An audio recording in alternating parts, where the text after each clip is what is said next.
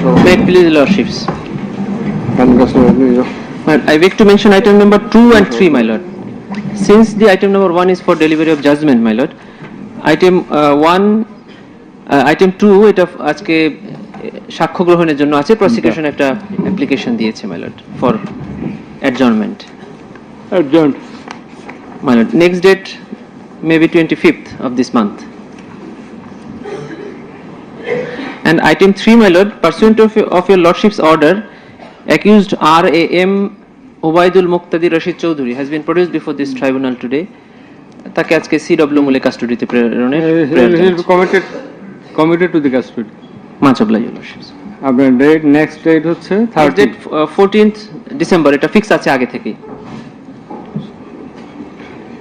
Item 3 next date আগে থেকেই fixed আছে, আর আইটেম 2 এর নেক্সট ডেট আমরা 25 তারিখে চাচ্ছি। 25 তারিখ, ঠিক আছে। Much oblige.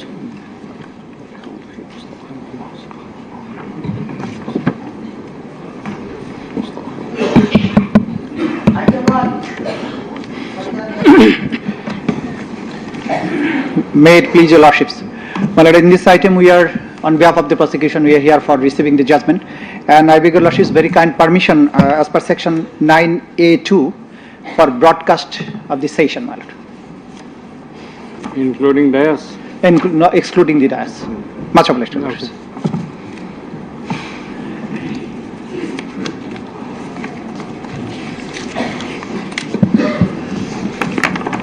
Much awaited judgment.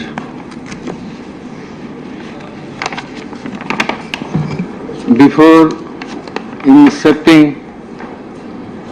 reading out the judgment, I want to extend thanks to the investigation team headed by co-coordinator for the conducting of the strenuous job. They have done a very tough job, I will say, the investigation team. And I like to mention of Mr. Alamgir, investigating officer, and Mr. Joha, and other members of the investigation team. Many thanks to them. Thanks to my bench officers, assistant bench officers, and those who operated our devices and machineries, including Mr. Meher. He has done a lot in the preparation of the judgment. I also like to extend thanks to my registry, to all the staff, and to the respected journalists who have been working very hard to collect the informations of this tribunal during the last a long period. And we are very much thankful, grateful to the members of the martyrs and those who have been injured, who have lost their eyes, their skulls, their nose, teeth, legs, hands, handicapped. In spite of being handicapped, they attended the court, they deposed in the court, and they assisted in the running of the trial of the case. We are thankful to our police personnel and all other security staff, BGB, SB, DB, Metropolitan Police, and all others. And many thanks to those who have come to depose in the court. And very much thankful to the prosecution. The learned prosecutor, Mr.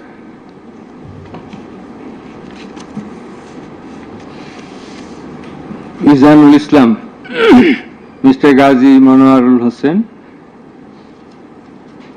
They played a substantial part in the trial. And I will mention the other names of the prosecutors who have also contributed to some extent from time to time during the proceeding of this case. And they are Mr. Sultan Mahmud, Mr. Shahidul Islam Sardar, Mr. Farooq Ahmed,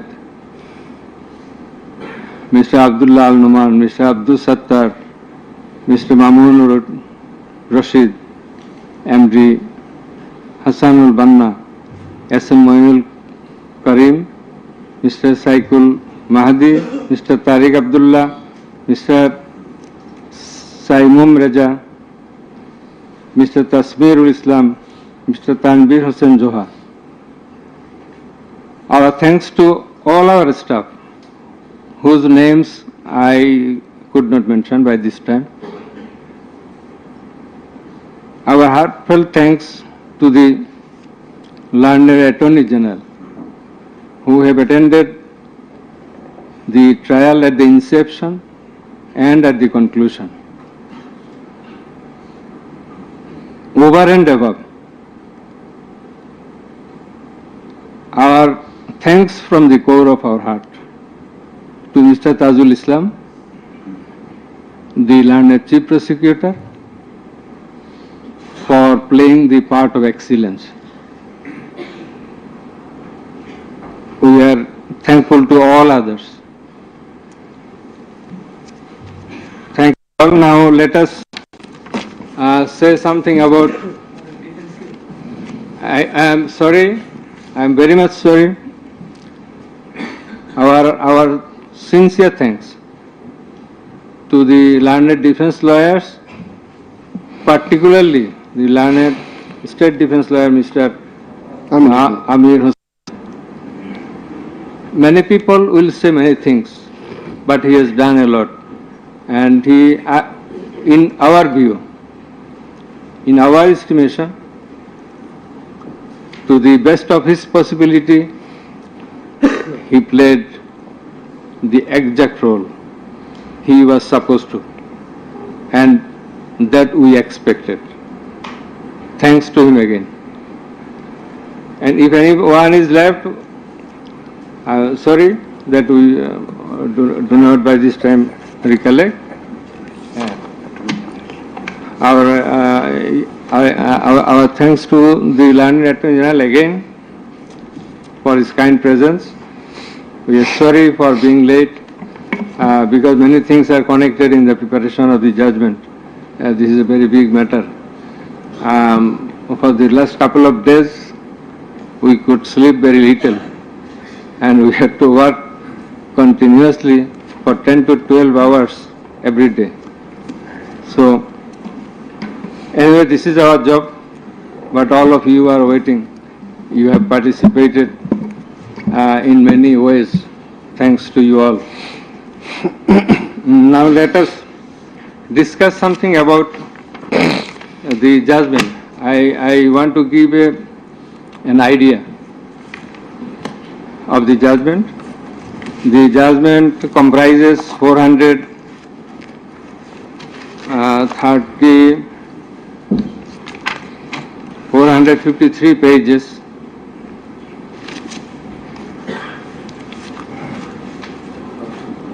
and it consists of 6 parts.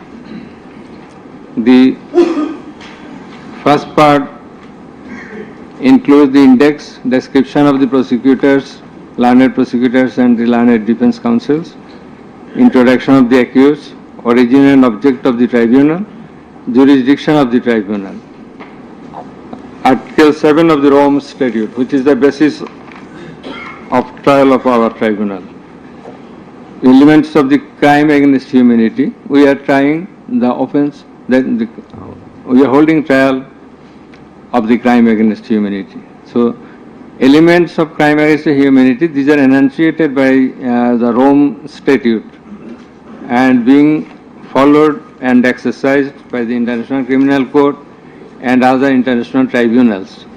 We are also following the Rome Statute as well as our law, and particularly the elements as enshrined therein. And elements of superior command responsibility. In such cases, superior command responsibility is bulkily involved, and that's why we have to have regard to this aspect as well. And we have stated the standard of the tribunal. That is, we compared the standard of this tribunal with the standard of the other international tribunals as well as the International Criminal Court. And we have said about the trial procedure, part 2, pre-trial proceedings, part 3, prosecution story and defense case.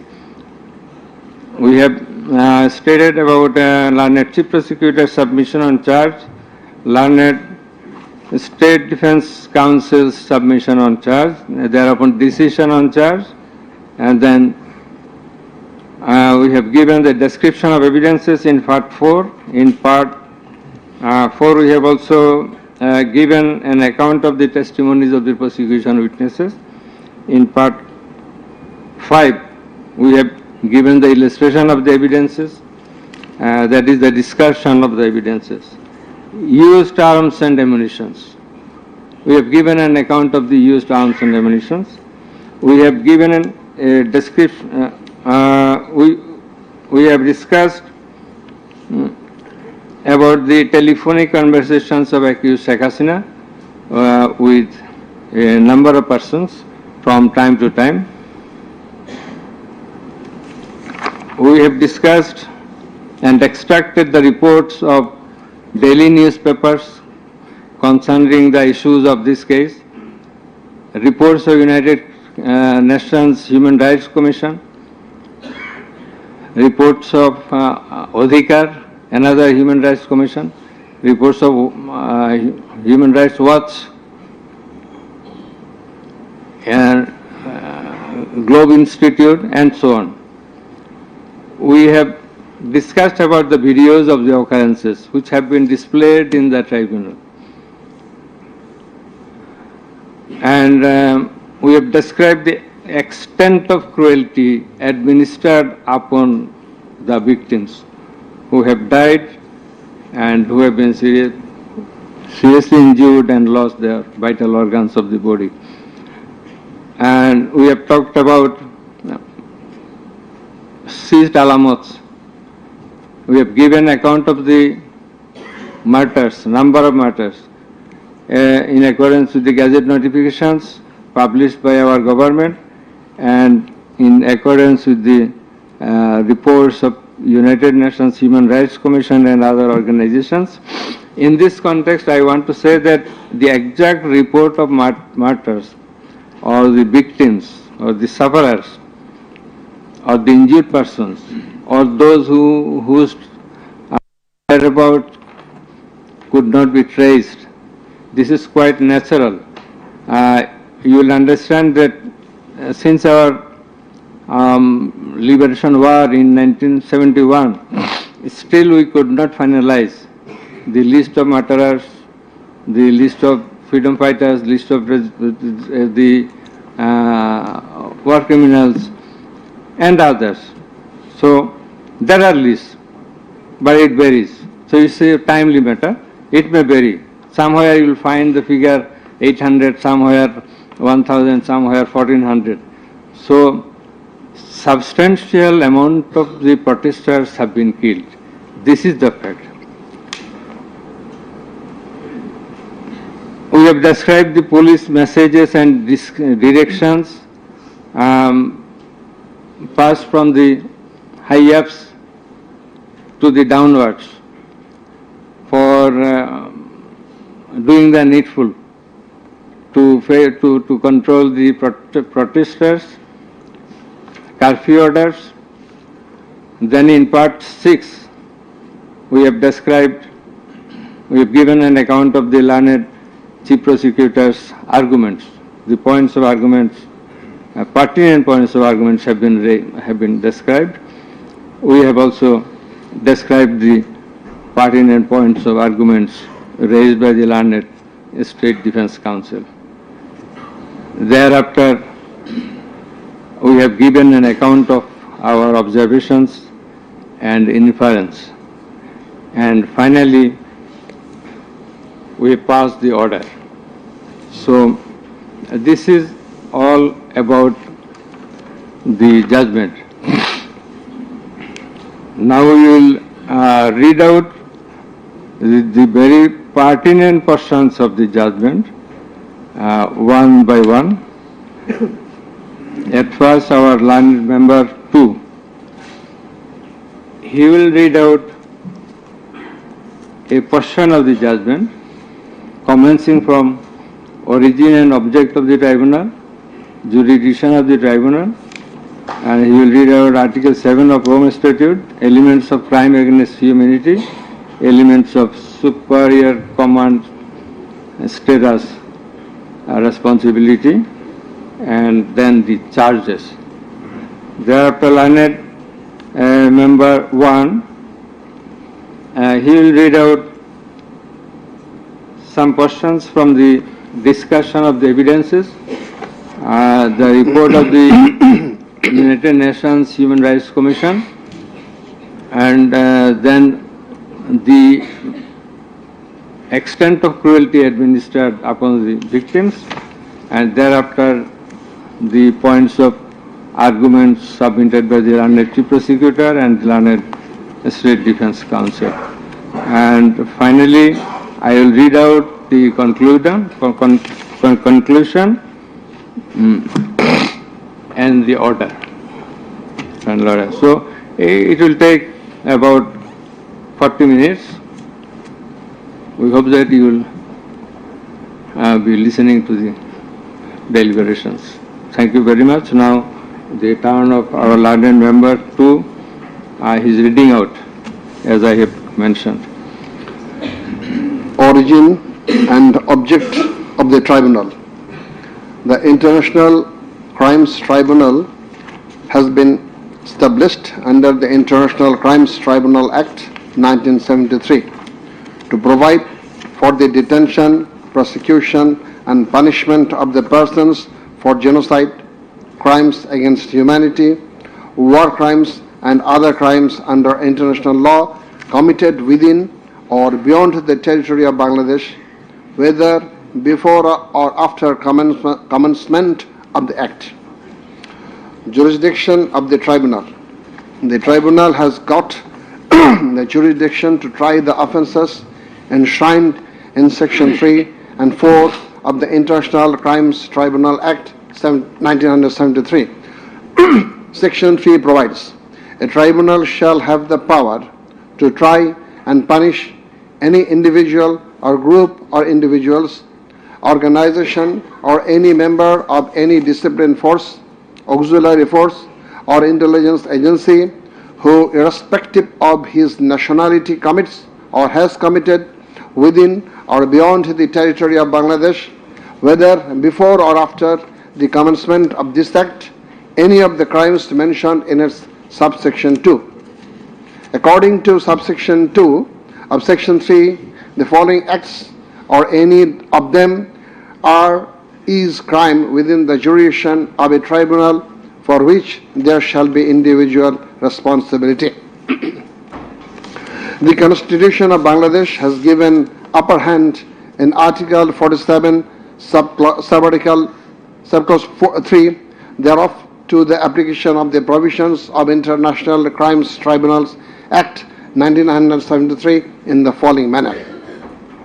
Notwithstanding anything contained in this Constitution, no law nor any provision thereof providing for detention, prosecution or punishment of any persons who is a member of any armed or defense or auxiliary forces or any individual group of individuals or organization, or who is a prisoner of war for genocide, crimes against humanity, or war crimes and other crimes and crimes under international law shall be deemed void or unlawful, or ever to have become void or unlawful on the ground that such law or provisions of any such law is inconsistent with or repugnant to any of the provisions of the constitutions. Crime against humanity, namely murder, extermination, enslavement, deportation, imprisonment, abduction, confinement, torture, rape, sexual exploitation, enforced disappearance, human trafficking, sexual slavery, enforced prostitution, forced pregnancy, enforced sterilization or other inhuman acts when committed as part of a widespread or systematic attack direct against any civilian population with knowledge of the attack, or persecutions on political, racial, ethnic or religious grounds, whether or not in violation of the domestic law of the country were perpetrated. Section 4 provides as follows: any individual or groups of individuals or any member of any disciplined force, auxiliary force or intelligence agency who commits a crime within the jurisdiction of the tribunal shall be responsible and liable for a punishment. Any commander, superior officer or leader who orders, permits, acquiesces, incites or participates in the commission of any of the crimes specified in Section 3 or is connected with any plans or activities involving the commission of such crimes, or who fails or omits to discharge his duty to maintain a discipline or to control or supervise the actions of the persons under his command or his subordinates, whereby such persons or subordinates or any of them commit any such crimes, or who fails to take necessary measure to prevent the commission of such crimes.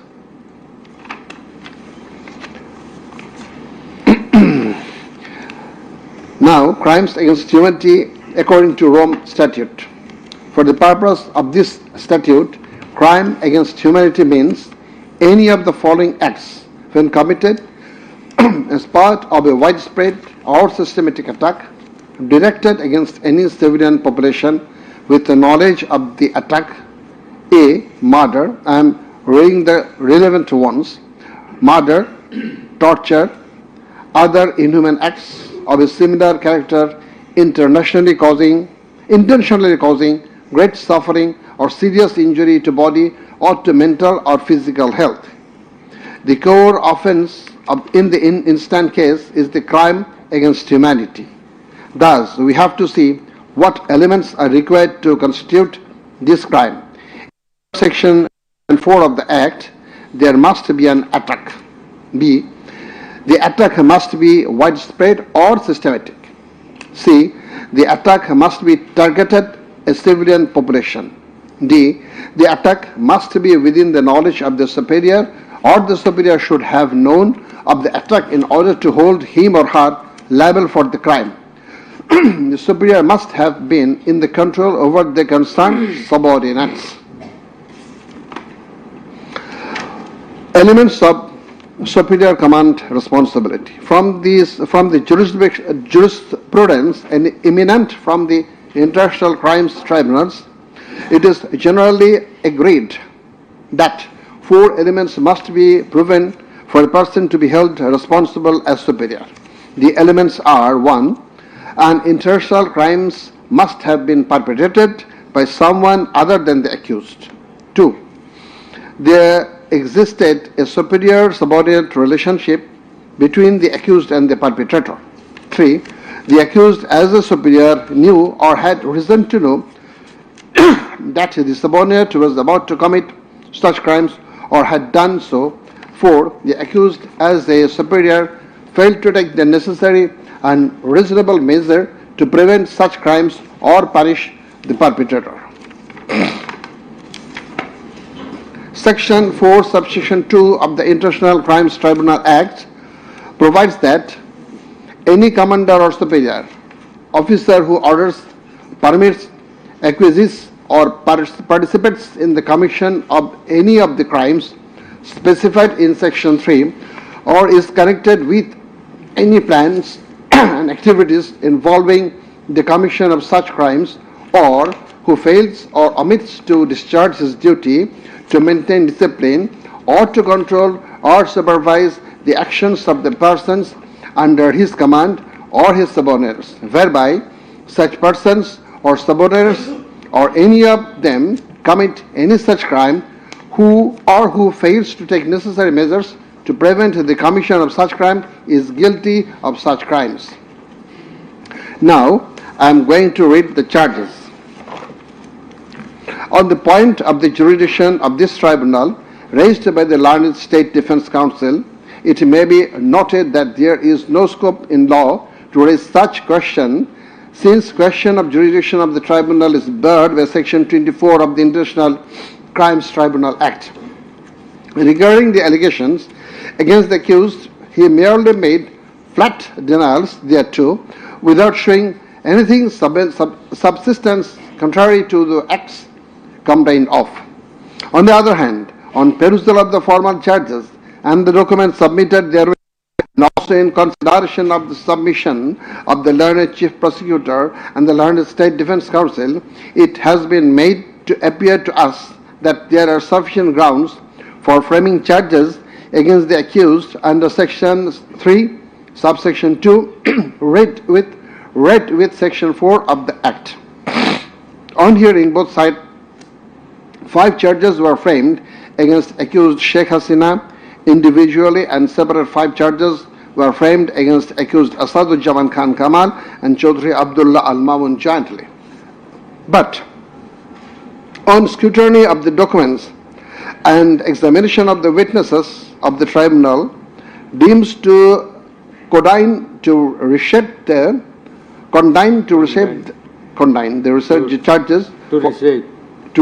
charges for ends of justice, and accordingly the same charges framed earlier have been modified in the following manner. Charge number 1.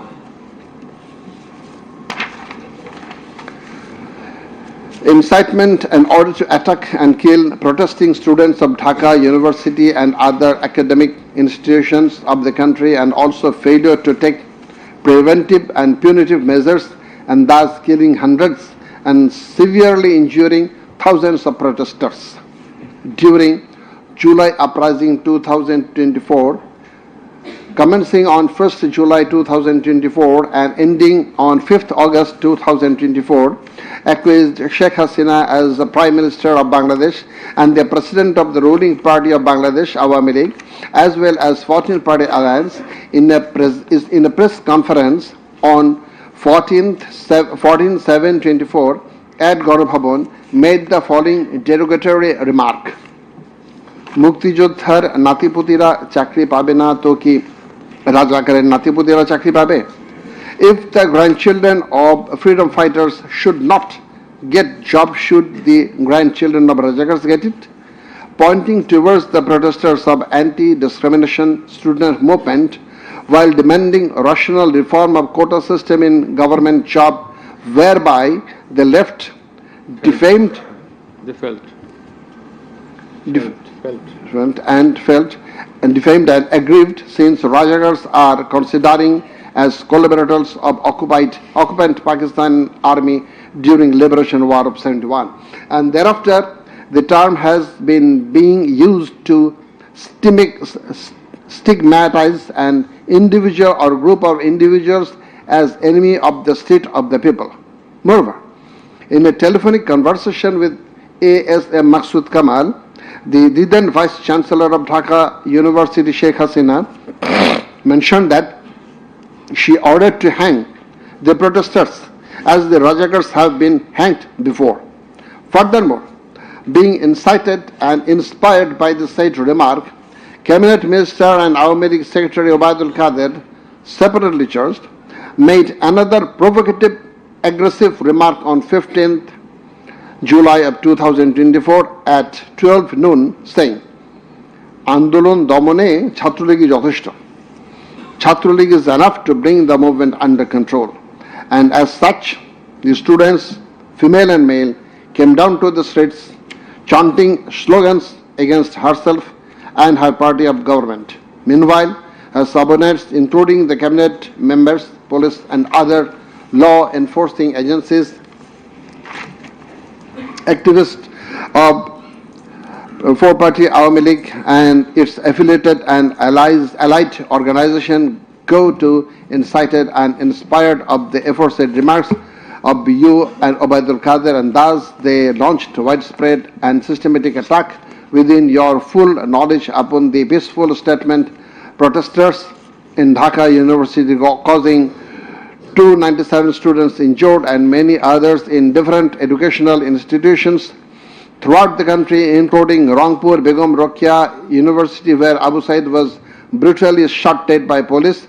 By your incitement and order to kill the protesting students who have been injured and killed as the foresight, and also by failure to take preventive and punitive measure against the perpetrators, accused Sheikh Hasina committed the crimes against humanity under Section 3, subsection 2, under Section 4, subsection 1, clause B, and Section 4, clause 3, subsection 3, read with Section 20A of the International Crimes Tribunal Act 1973. Charge number 2. Order to use lethal weapon, drones, and helicopters to kill the protesters and execution of the order. During the July uprising 2024, accused Sheikh Hasina held a conversation over telephone with Dr. A.S.M.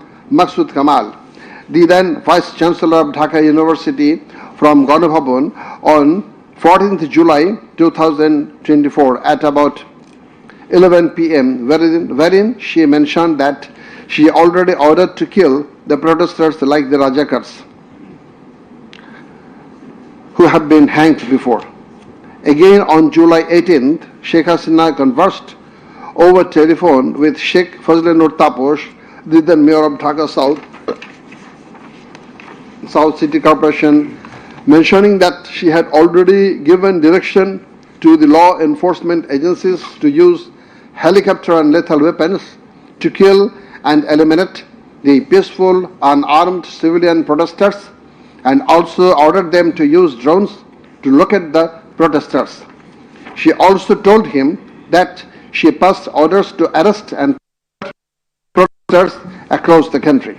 As a result of above statement, directions, the Home Minister Asaduzzaman Khan Kamal and the Inspector General of Police Chaudhry Abdullah Al Mamun successively implemented the directions through their underlings, that is law enforcing agencies, by deploying drones and helicopters in the sky, killing about 1,400 protesters, including women and children, indiscriminately and gravely injuring about 25,000 of them throughout the country by using lethal weapons everywhere from 16th July 2024 and helicopters somewhere from 18 July 2024 up to 5th August 2024, and thereby Sheikh Hasina, Asaduzzaman Khan Kamal and Chaudhry Abdullah Al Mamun committed crimes against humanity as a joint criminal enterprise punishable under Section 3, subsection 2, clause A, G, H, Section 4, clause B, C, Section 4, subsection 3, read with Section 20A of the International Crimes Tribunal Act. Charge number 3. Killing 6 protesters at Chankharpur with lethal weapons. The protesters convened a program titled March to Dhaka to be held on 5th August and made a call to the people of all walks throughout the country to march to Dhaka on the scheduled day. People of all spheres began to assemble in Dhaka from every part of the country on August 5th.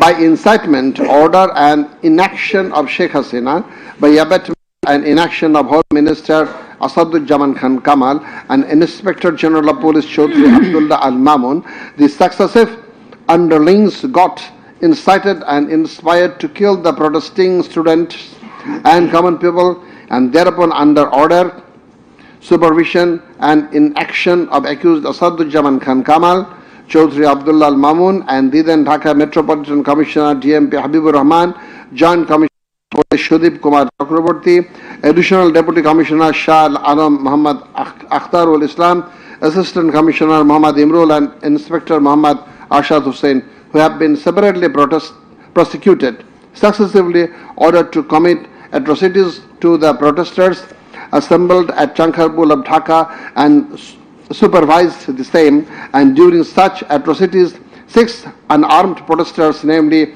Shahriyan Khan Anas, Sheikh Mahdi Hassan Junaid alias Mustaqin, Muhammad Yaqub, Muhammad Rakib Hawladar, Muhammad Ismamul Haq and Manik Mia alias Shahrik were shot dead by Constable Shujan Hussain, Constable Imaj Hussain and Constable Nasirul Islam, who have been separately prosecuted at Chankharpur as part of widespread and systematic attack.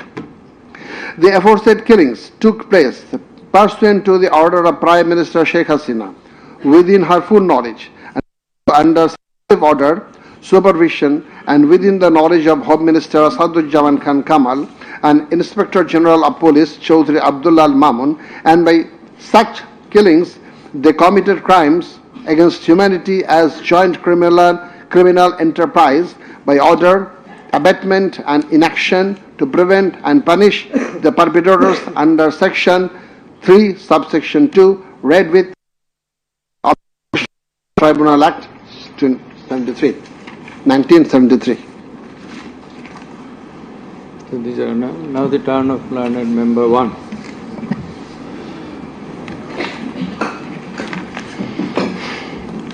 It transpires from the prosecution witnesses deposed in corroboration of the facts of incitement and order of accused Sheikh Hasina to deploy drones and helicopters and also to use lethal weapons to kill the protesters. The daily newspapers of Bangladesh also published reports of such incitement and order of Sheikh Hasina. Moreover, the prosecution exhibited the pendrive CD containing telephonic conversation of Sheikh Hasina with Dhaka University Vice Chancellor A.K.M. Maqsood Kamal, Dhaka South City Corporation Mayor Fazlenut Taposh and Hasanul Haq Inu.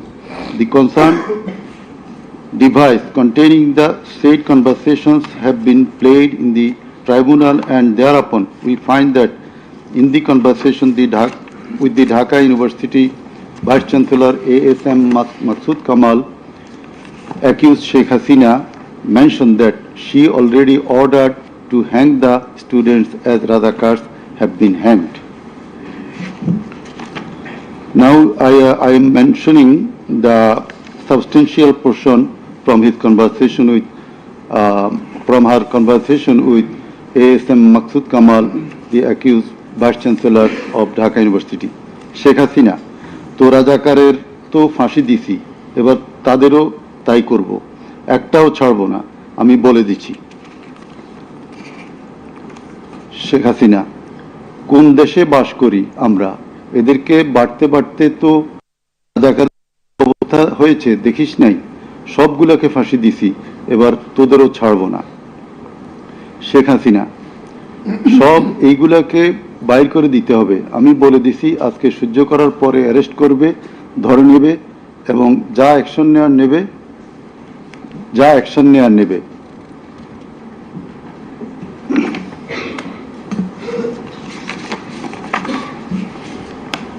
Then it also appears from the conversation with Dhaka South City Corporation Mayor Fazlenut Taposh, accused Sheikh Hasina told him that she ordered to kill the protesting students by using helicopters and lethal weapons.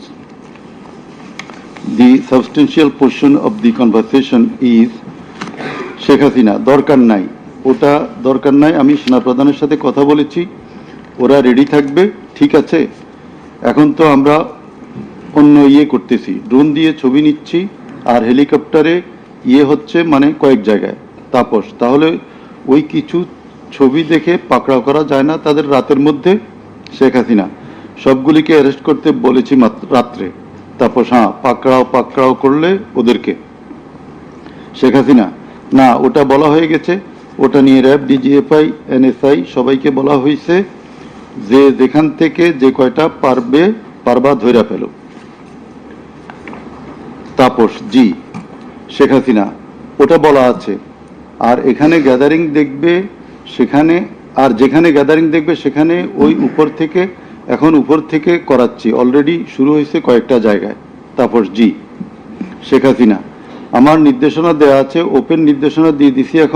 এখন lethal weapon ব্যবহার করবে, যেখানে পাবে সোজা গুলি করবে। তাপস: জি জি। শেখ হাসিনা: না পড়াইয়া দিছে, মেশিনপত্র সব পুড়ে গেছে। আমি বলছি যা যা পড়াতে, ও আমাদের সেতু ভবন পড়াইছে। তাপস: জি, ওরা রাতে মনে হয় আরো ব্যাপক আক্রমণ করবে।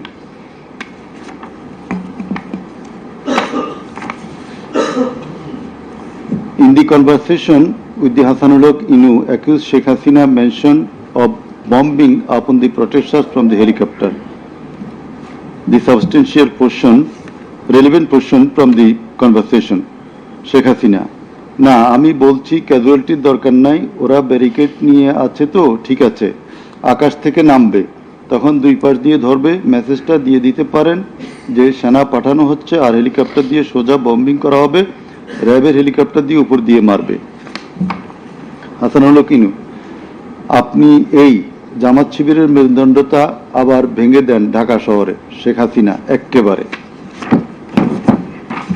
শেখ হাসিনা: হ্যালো। হাসানুল কিনু: হ্যালো, জি আসসালামু আলাইকুম। আমি ইনু বলছিলাম। হ্যালো। শেখ হাসিনা: হ্যাঁ বলেন। আচ্ছা, আমি এটা স্ক্রলে দিয়ে দিতে বলছি যে তোমরা ছাত্ররা সব ঘরে ফেরো, গার্ডিয়ানদেরকে বলছি এইখানে কিন্তু জঙ্গি হামলা হয়েছে। হাসানুল কিনু: হ্যাঁ, এটা রাইট। শেখ হাসিনা: না, এটা আমাকে বেশ কিছু আন্তর্জাতিক পাইছি, তারা এটাকে জঙ্গি হামলা হিসাবে কনসিডার বলতেছে। হাসানুল কিনু: হ্যাঁ, জঙ্গি হামলাই হয়েছে, এই কার্ডটা খেলবো আমরা এখন। শেখ হাসিনা: না, কার্ড খেলা না, এটা আমি আগে করি নাই, কিন্তু আমাকে আন্তর্জাতিক সংস্থা থেকে মেসেজটা দিচ্ছে যে এটা জঙ্গি হামলা। হাসানুল কিনু: জঙ্গি সন্ত্রাসের মোকাবিলা করছে এখন সরকার। শেখ হাসিনা: তারা আমাকে এটাই বলছে যে এটা জঙ্গি হামলা, দিয়ে দিব পেপারে।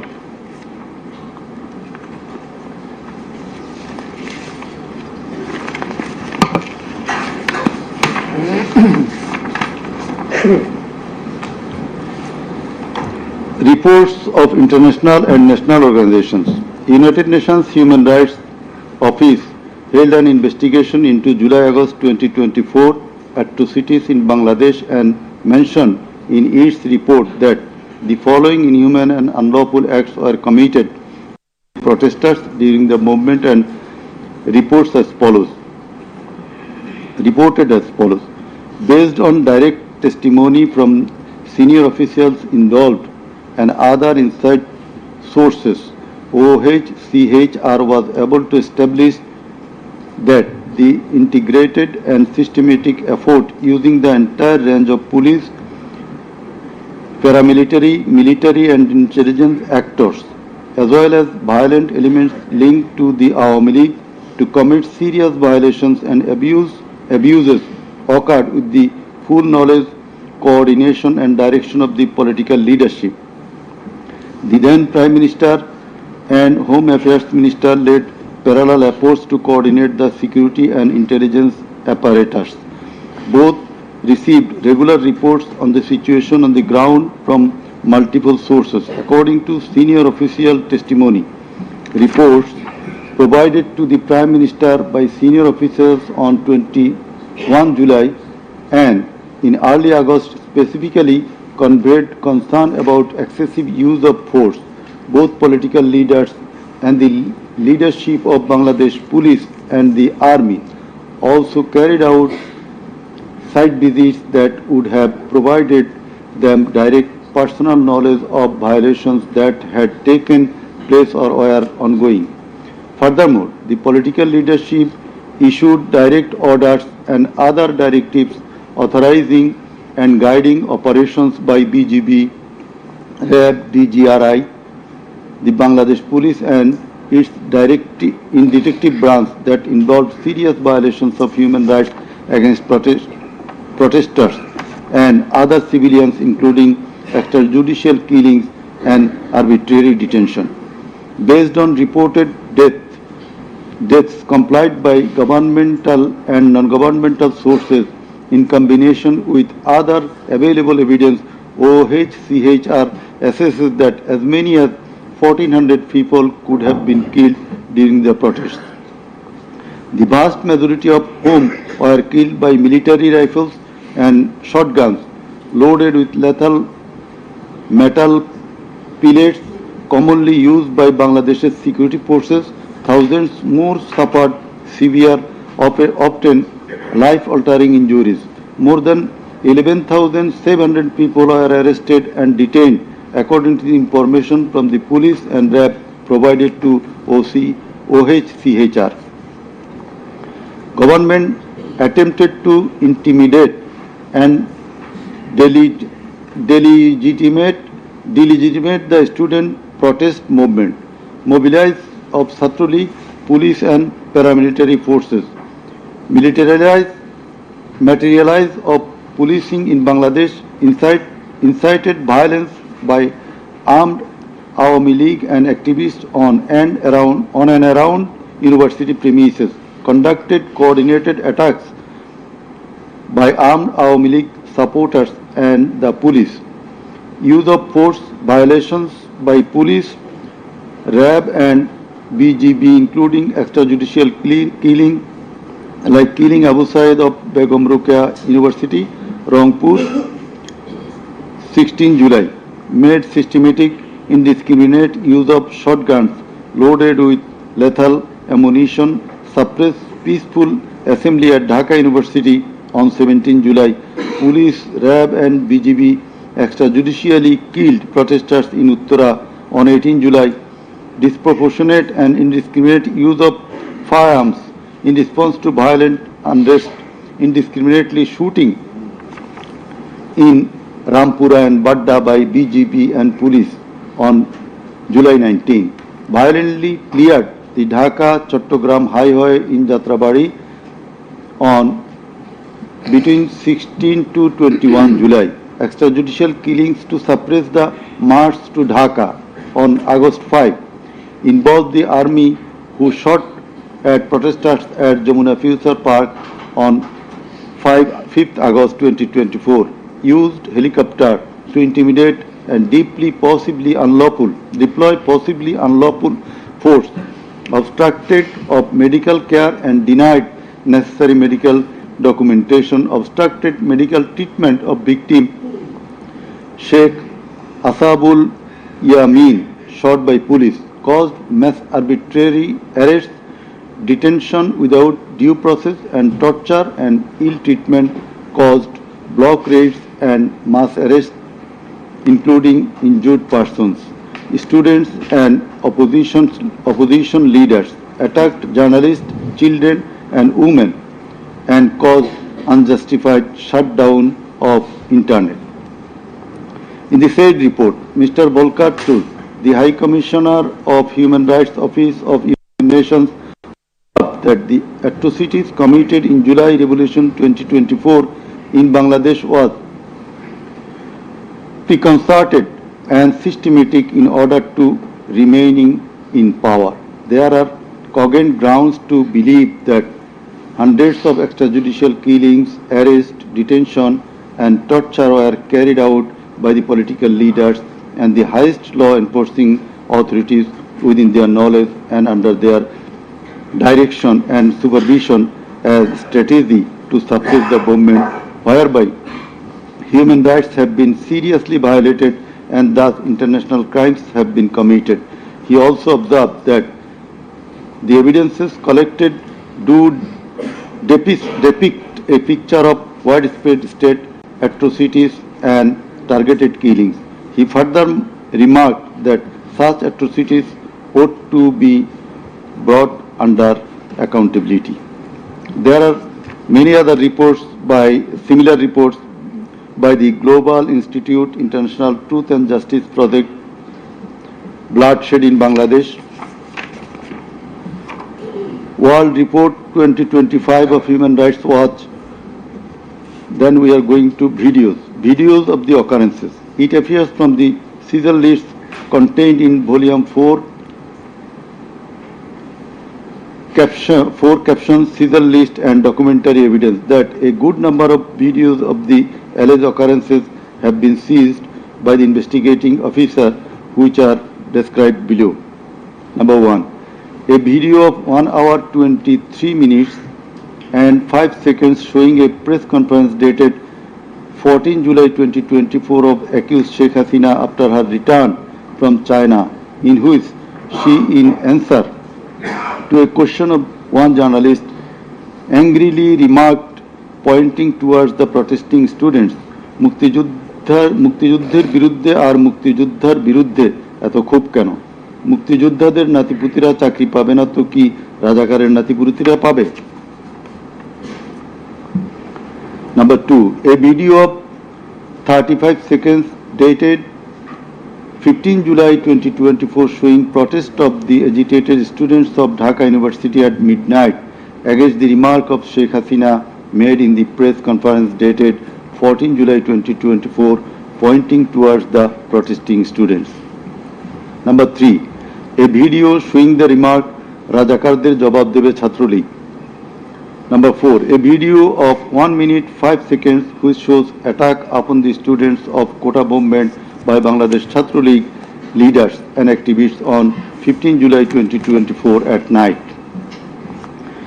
A video which shows that Prime Minister Sheikh Hasina, while visiting damaged metro rail station on 26 July 2024, defended her previous comment in the press conference dated 14 July 2024.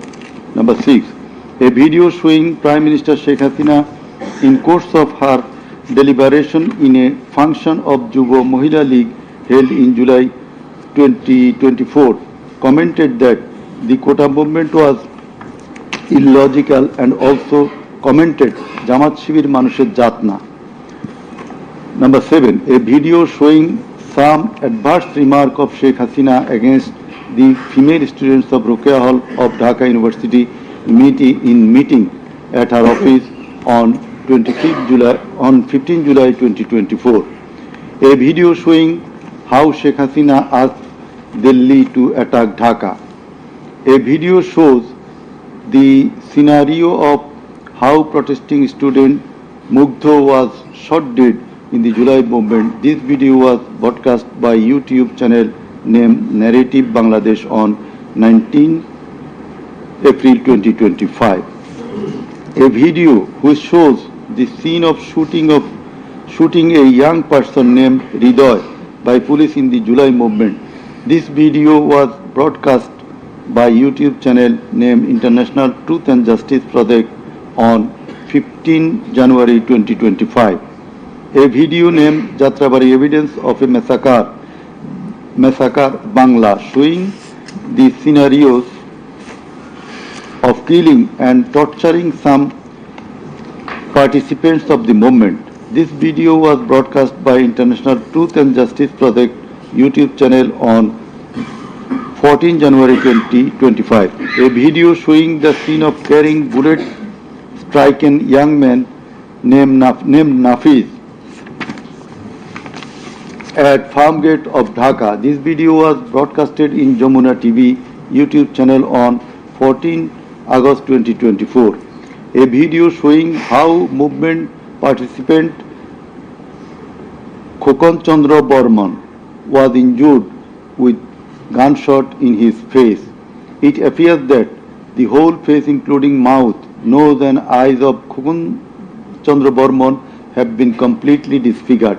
This victim deposed in the tribunal as PW number 1. A video titled নির্মম 19 জুলাই শতাধিক লাশ হাজারো গুলিবিদ্ধ রক্তের জন্য হাহাকার DMC 19. A video titled RAB helicopter attacked Kota Andolan 2024 showing operation upon the protesters from RAB helicopters at different parts of Dhaka in July 2024.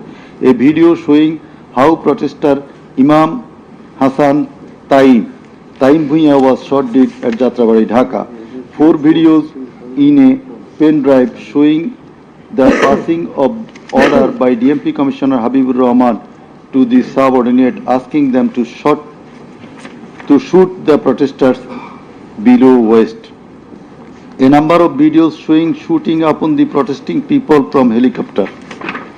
A video showing the scene of burning the dead bodies of protesting students and common people by police at Ashulia, Dhaka on 4th August 2025 during the July movement.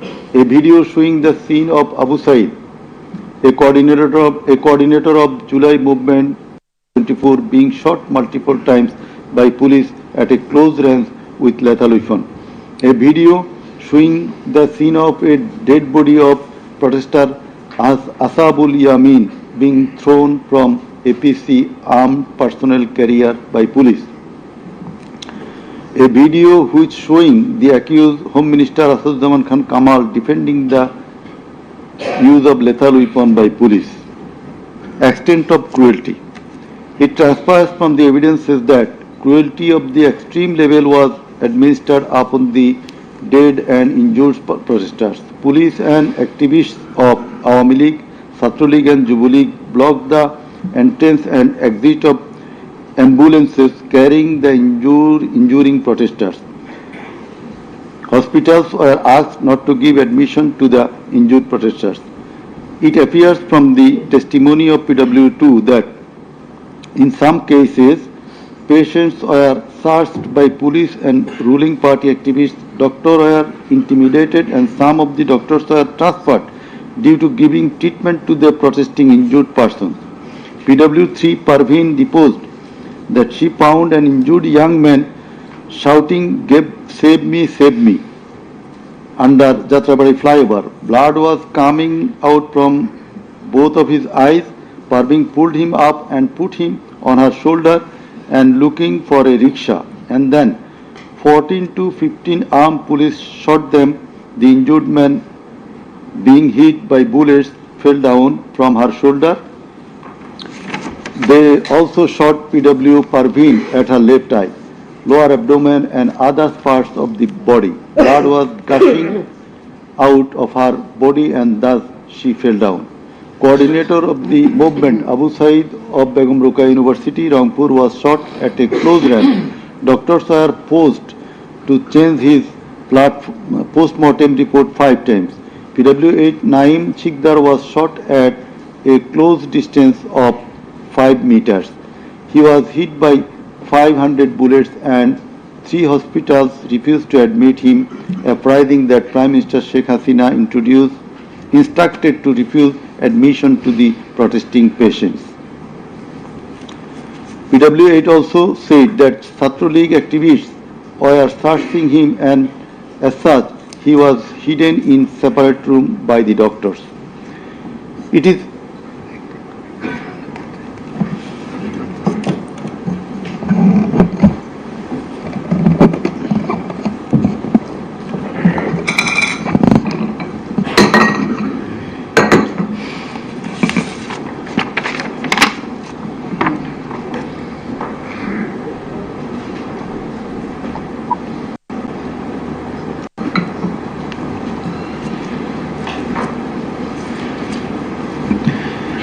revealed from the evidence of PW9 Shahina Begum that police burned the dead body of her son along with some other dead bodies in Ashulia of Dhaka.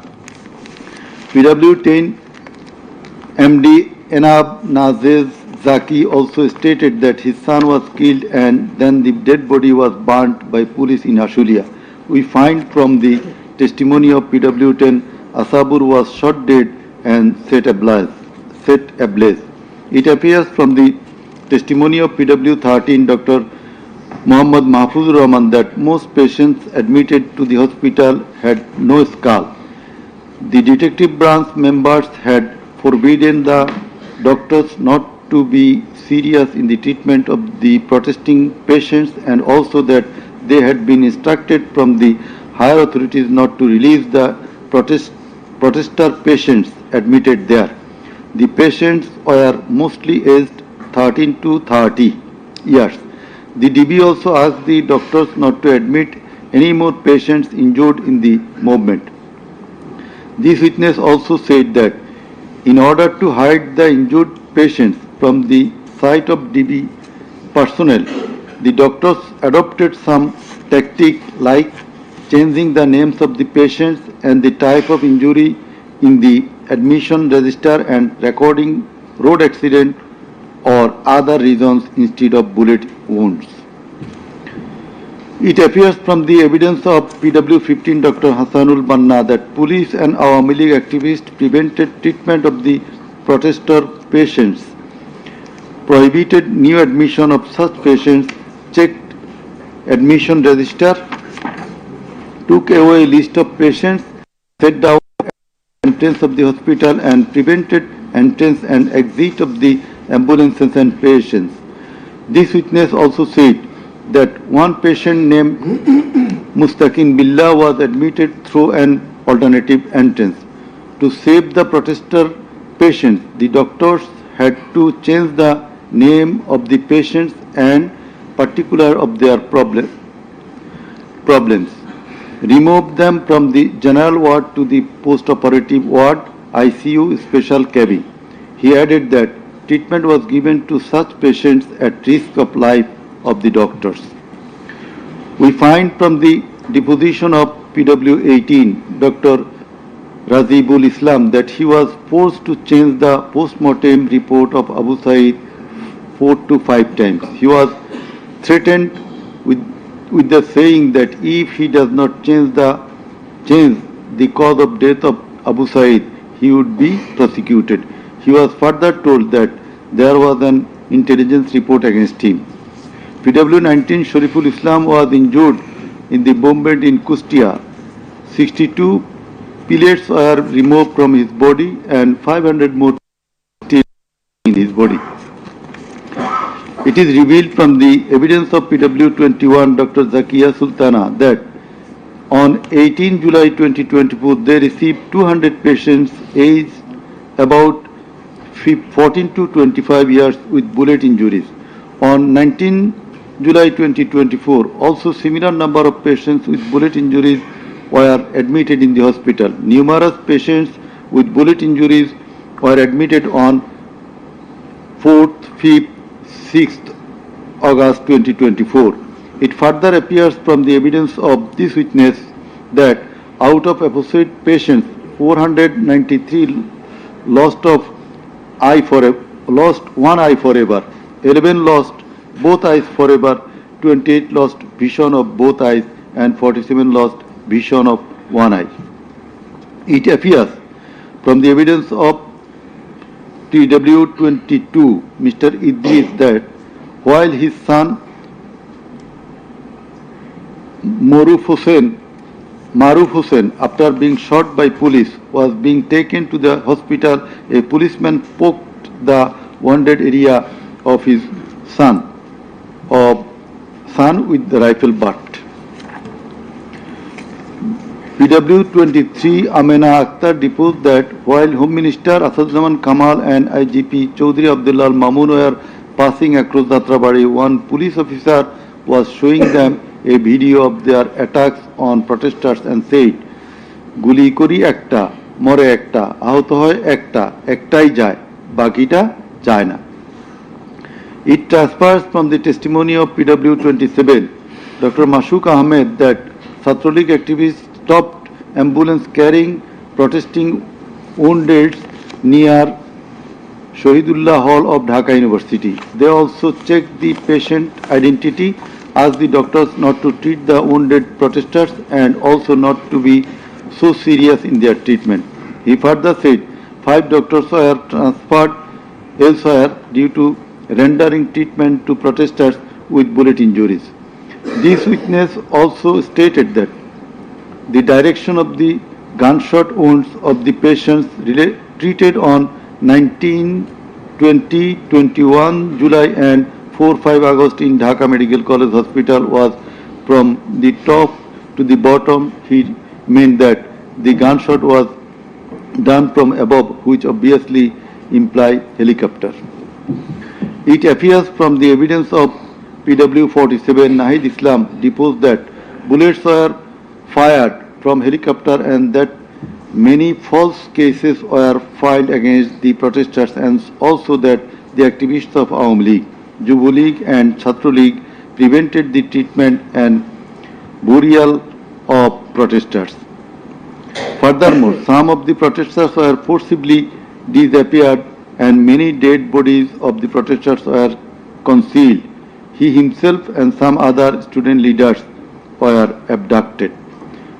PW 48 Ali Ahsan Junaid stated that on 15 July 2024, Chhatra League activists brutally attacked and injured the Dhaka University students, hindered going to the hospital and tortured them in the hospital. He further said that the protesters were fired from the helicopter. We find from the evidence of PW 54, MD Alamgir, investigating officer, that the protester named as Ashabul Yamin was thrown down from the APC by the police.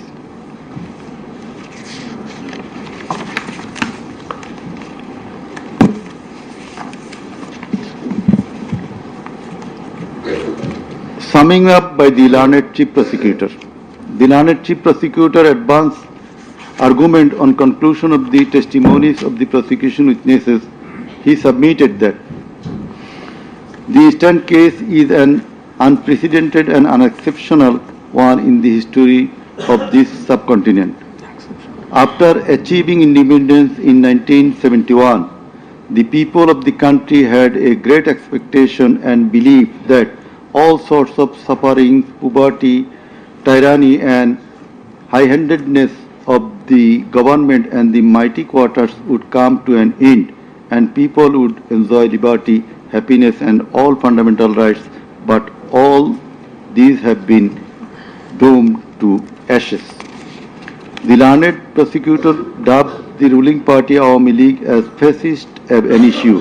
From the very inception of independent Bangladesh, the Awami League government concentrated to perpetuate its power by way of exploitation, torture, killing, abduction, denial of democracy and fundamental rights of the people, freedom of press and speech, as well as social justice, and thereupon established dictatorship by forming Bakshal.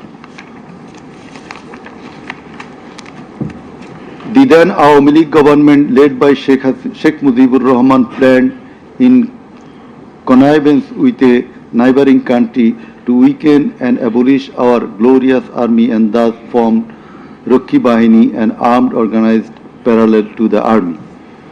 In the like way, after coming to the power in 2008, accused Sheikh Hasina's government committed the same acts like torture, abduction, killing, false prosecution, imprisoning, confinement, enforced disappearances, so dominated judiciary, restricted the freedom of press and freedom of speech.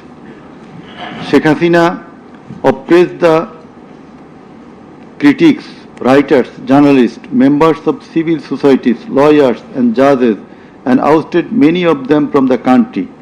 The then Chief Justice Sheikh S.K. Sinha, eminent writer and journalist as well as historian Mahmudur Rahman, politician and journalist Pinaki Bhattacharya, Shafiq Rahman, Ilyas Hussain, Kanak Sarwar, Mushfiqul Fazl Ansari, Oliullah Numan, Shahid Alam, Jawad Nirjor, Tasneem Khalil, Julkarnain Shair, Barrister Abdul Razzaq were driven out of the country for speaking the truth and criticizing the government's misrule, oppression and loopholes. In 2008, with Sheikh Hasina's conspiracy as that of her father, 57 senior army officers, while an deputation in Bangladesh Border Guard, that is BGB, were killed in an official congregation of Pilkhana BGB headquarters by the Awami League leaders and loyal army officers. Thereafter no action was taken against those killers. In 2013, the law enforcers and the ruling party activists killed hundreds of innocent young and underage madrasa students in a congregation arranged by Islamic organization Hefazat-e-Islam at Shapla Chattor, Dhaka, without any cogent reasons, and thereafter no action was taken against the killers. For perpetuating her power, accused Sheikh Hasina politicized judiciary, army, law enforcing agencies, bureaucracies and all other departments and made them subservient of herself and her government. With the ulterior motive of remaining in power for long, Sheikh Hasina obtaining a verdict from the court given by her loyal judges headed by Chief Justice A.B.M. Khairul Haq, now in jail, abolished the most popular and well-settled electoral system under caretaker government, held an expert election in 2014, ignoring the participation and demands of the opposition parties, and in that election 153 candidates of the ruling party Awami League were elected without any vote. Again, a partial election was held in 2018, in which ballot boxes were filled up in the night preceding the day of election, without carrying the demands of the opposition parties for holding election by a caretaker government for the sake of security, fairness and transparency. Accused Sheikh Hasina held another partial ex-party election known as dummy election in January 2024 without allowing the political parties to participate. In 2024, the students launched a movement claiming reformation in the quota system in government jobs. They particularly demanded reduction of quota to 5% from 56%. Instead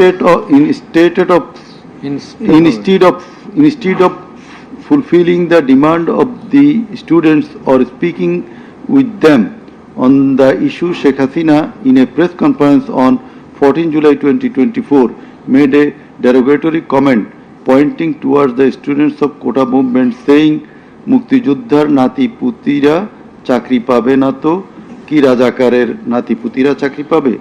Whereupon the student of Dhaka University got extremely agitated and assembled at Raju Bhaskarya in front of TSC of Dhaka University, where they protested against Sheikh Hasina's humiliating comment and demanded her apology. Meanwhile, Awami League Secretary and Cabinet Minister Obaidul Qadir and Chhatra League Yuva League leaders stated in their party meeting that Chhatra League was enough to control the protesting students, and thus the agitation spread out in all other educational institutes throughout the country. The armed activists of Chhatra League and Yuva League attacked all on a sudden upon the protesting students with deadly weapons at the midnight, causing 297 of them injured and hospitalized. Moreover, the said terrorists hindered the injured students from going to the hospital, and furthermore, they also attacked the injured students in the hospital.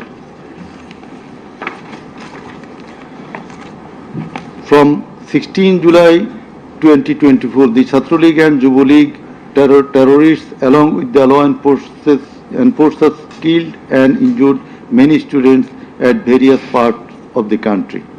On 16 July 2024, as part of the widespread and systematic attack, student Abu Said of Rangpur Begum Ruqayya University was repeatedly shot at a close range by police, causing his death and also injured many protesting students. Accused Sheikh Hasina ordered the law enforcers and the activists of Awami League, Chhatra League and Yuva League to use drone, helicopter, lethal weapons to kill the protesters, and accordingly, from 18 July to 1st August 2024, they killed hundreds of protesters and injured thousands throughout the country by using drone, helicopter, and various types of lethal weapons.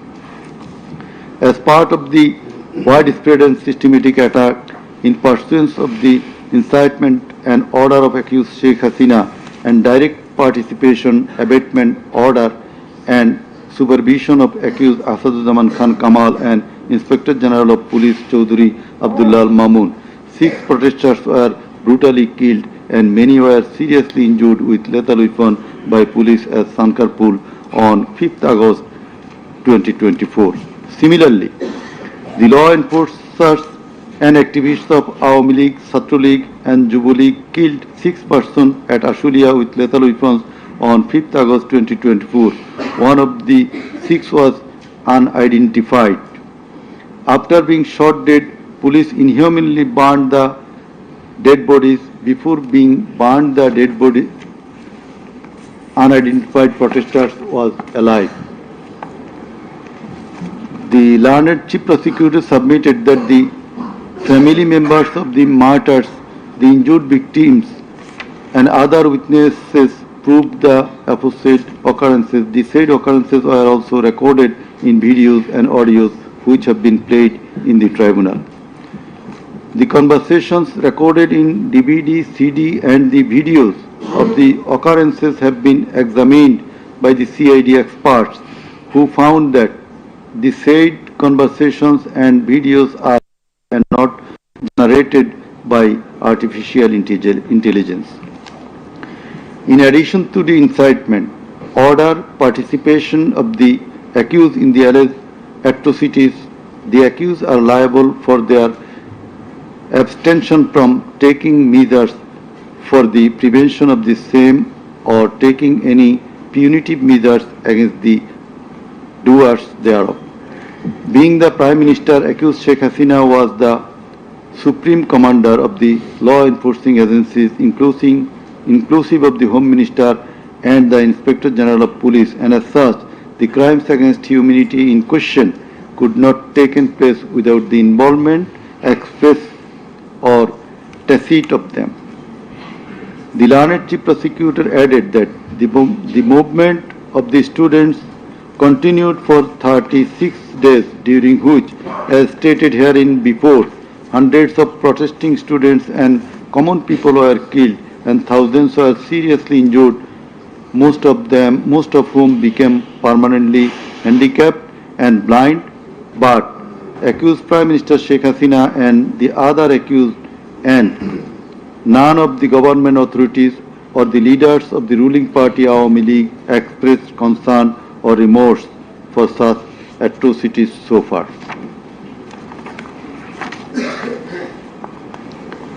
Accused Sheikh Hasina, instead of expressing remorse or seeking apology for the said crimes, continued to commit further crimes by threatening the present government, the International Crimes Tribunal personnel and the prosecutors, and also the political party leaders in her hate speeches in audio conversations from time to time.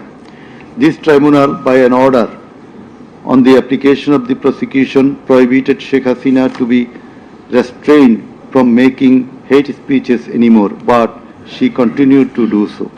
Sheikh Hasina committed contempt of this tribunal by threatening the concerned officials of the government as well as the tribunal personnel, inclusive of the prosecutors, to kill 226 persons and burn the houses of the rival party leaders and activists in an audio conversation with one of her party activists, for which the tribunal drew a contempt proceeding against her. In the said proceeding, the tribunal convicted Sheikh Hasina and sentenced her with 6 months imprisonment.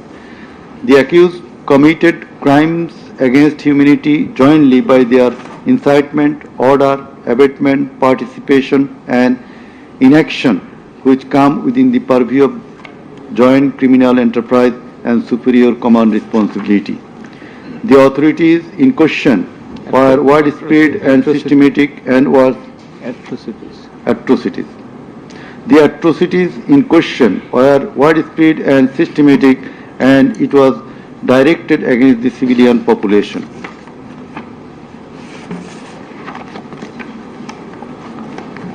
The learned Chief Prosecutor concluded his submission with the saying that in the circumstances it has been proved and established beyond reasonable doubt that the accused committed the crimes against humanity by their incitement, order, participation, abatement, and also inaction, whereupon they deserve the maximum punishment as prescribed by Section 3, subsection 2, A, G, H, and Section 4, subsection 1, subsection 2A, 4.2b, 4.2c, and 4.3 of the International Crimes Tribunal Act 1973.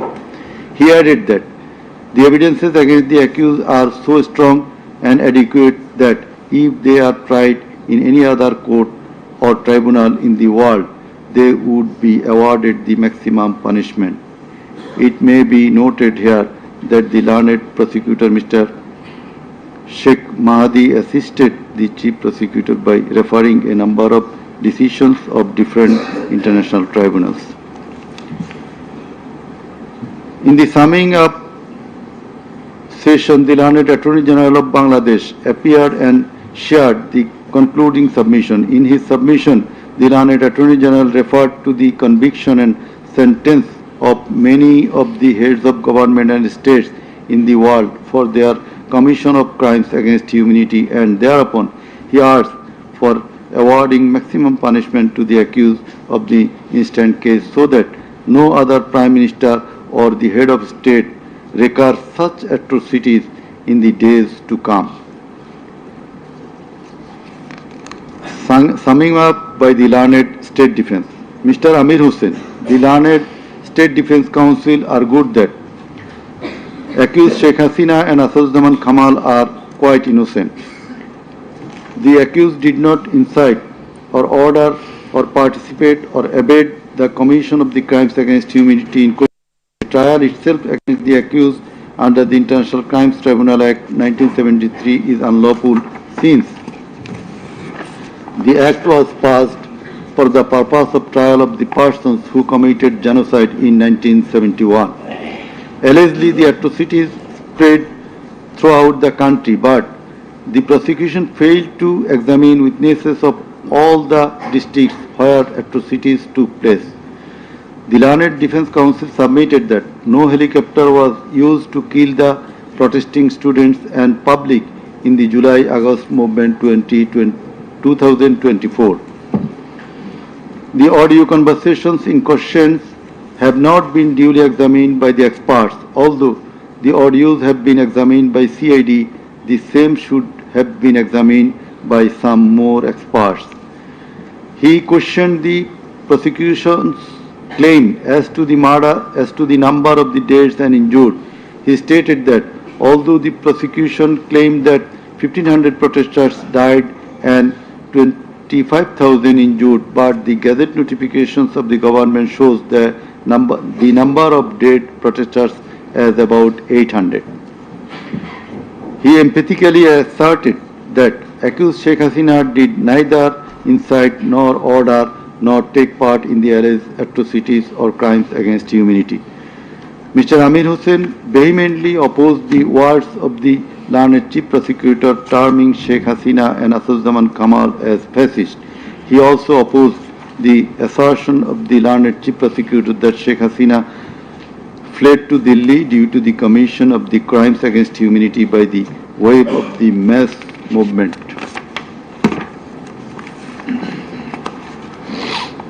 Rather, she was compelled to depart the country against her will. The learned State Defence Council argued that the attack in question was neither widespread nor systematic nor directed against the civilian population. The learned State Defence Council further submitted that the accused Sheikh Hasina and Asaduzzaman Khan Kamal cannot be held liable for joint criminal enterprise or superior command responsibility. He finally submitted that accused Sheikh Hasina and Asaduzzaman Khan Kamal are quite innocent and as such they deserve to be acquitted of the charges. Now, the Honorable Chairman of the Tribunal, Mr. Justice Ghulam Murtaza Chaudhary, will read out the final portion of the judgment, including the observation. Thank you. Thank you.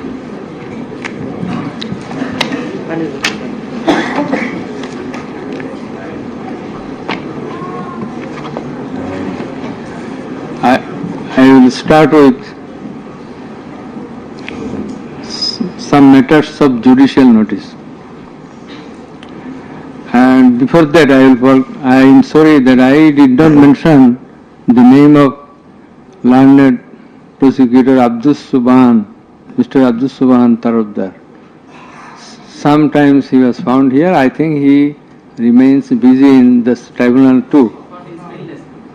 Sorry? So, and he was seen sometimes here to assist us. So, our thanks to him as well.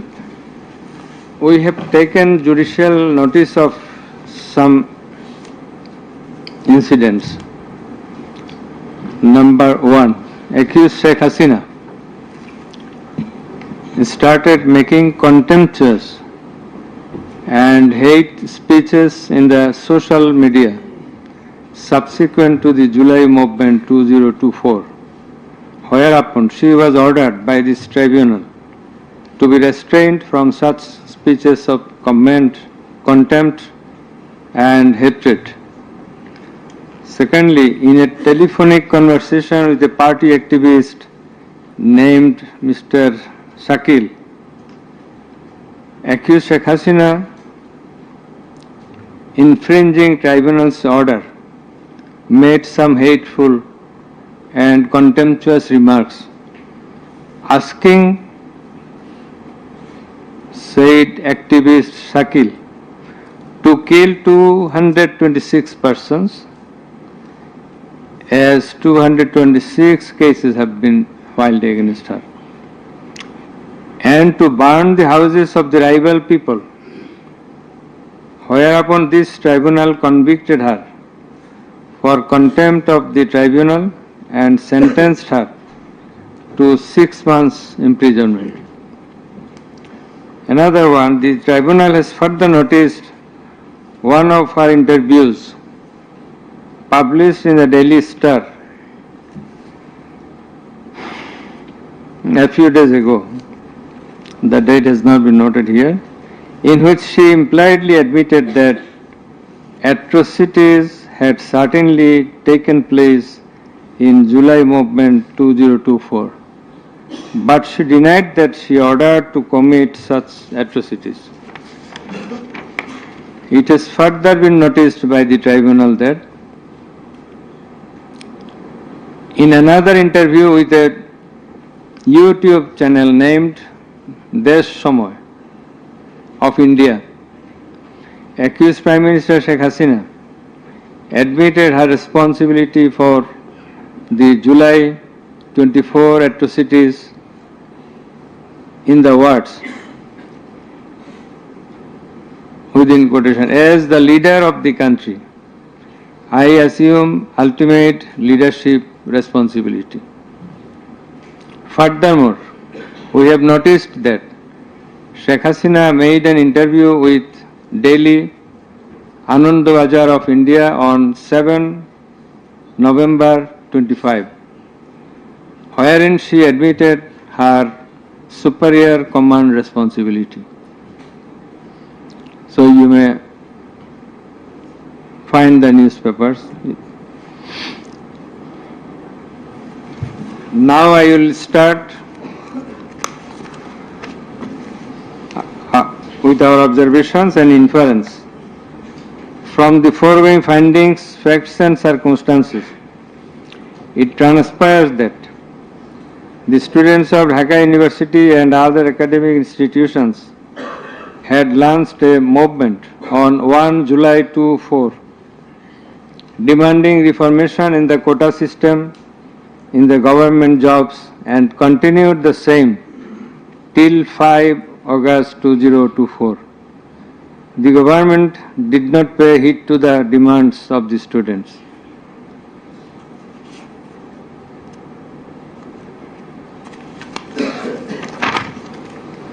Instead of listening to the students and fulfilling their demands, the then Prime Minister, accused Sheikh Hasina, undermined the movement and made a derogatory remark pointing towards the students, terming them Rajakars. The term is an objurgation. In Bangla, this is a gali. In her words, মুক্তি যোদ্ধার নাতিপুতিরা চাকরি পাবে না তো রাজাকারের নাতিপুতিরা পাবে. As the aftermath of aforesaid objurgation and the derogatory remark of accused Sheikh Hasina, the students, including female students who were at the forefront of Dhaka University, burst into a rage and assembled at the Raju Bhaskarya in front of TSC of Dhaka University and vehemently protested against the said objurgation and defamatory words of Sheikh Hasina, and also demanded her apology and withdrawal of the said words. In the night following 14 July 2024, accused Sheikh Hasina held a telephonic conversation with Dhaka University Vice Chancellor ASM Maksud Kamal, and in course of the conversation, Sheikh Hasina said, রাজাকারদের তো ফাঁসি দিয়েছি, এবার তোদেরও তাই করব, একটাও ছাড়ব না, আমি বলে দিচ্ছি. Rajakars have been hanged. Now they also will be hanged. None will be spared. I have already ordered. This is the translation. She again said, রাজাকারদের কি অবস্থা হয়েছে দেখিস নাই, সবগুলোকে ফাঁসি দিছি, এইবার তোদেরও ছাড়ব না. In the said conversation, Sheikh Hasina further said, আমি বলে দিচ্ছি আজকে সহ্য করার পর অ্যারেস্ট করবে, ধরে নেবে এবং যা অ্যাকশন নেওয়ার নেবে. And it is crystal clear that Sheikh Hasina expressed her incitement to the activists of her party Awami League and affiliates Chhatro League and Jubo League, and also gave provocation to the protesters, and furthermore she expressed that she ordered to kill and eliminate the protesting students. The concerned pen drive CD containing the above conversation as well as the transcript thereof have been submitted in the tribunal. In addition to the above, on 15/7/2024, Awami League Secretary and Cabinet Minister Ubaidul Qadir made another provocative remark saying, Andolon Domane Chhatro League is যথেষ্ট. Chhatro League is enough to control the movement. Whereupon the protesting students of Dhaka University burst into anger and vehemently protested against Sheikh Hasina, Ubaidul Qadir and the government. The activists of Chhatro League, Jubo League attacked the protesting students with various deadly weapons and severely injured hundreds of them, whereupon they had to be hospitalized. The attackers impeded the injured students proceeding to the hospital and also impeded their treatment. Moreover, the attackers made further attacks upon the students undergoing treatment in the hospital. In consequence of the above noted incitements of Sheikh Hasina, in the press conference on 14 July 2024 are ordered to kill them as revealed in her conversation on the following night with Dhaka University Vice Chancellor, and also the provocative and aggressive remark of Awami League Secretary Ubaidul Kader. The law enforcers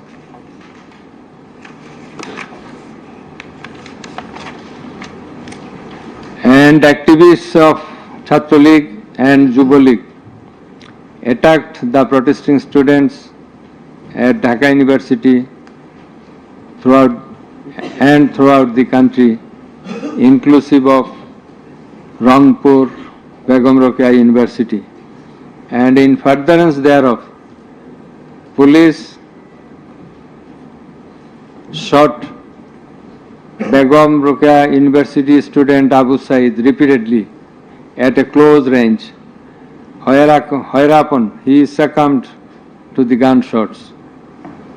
The above mentioned conversation of Sheikh Hasina with the Dhaka University Vice Chancellor S.M. Maksud Kamal has been examined by the experts in the CID Forensic Laboratory, and it appears from the report of the examination that the conversation was genuine and that the same have not been generated by artificial intelligence, AI. The concerned experts deposed in corroboration of the genuineness of the impugned conversation. Furthermore, we find support of such conversation in the reports of daily newspapers.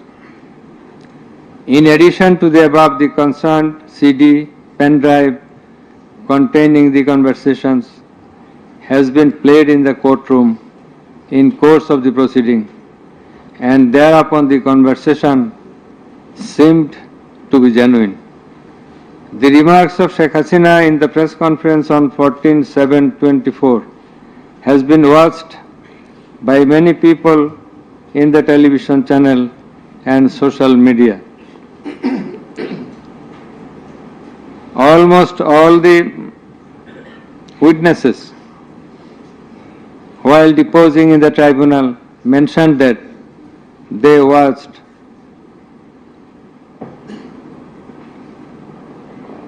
the videos in the medias. Moreover, the national daily newspapers published the said remarks on 15/7/24.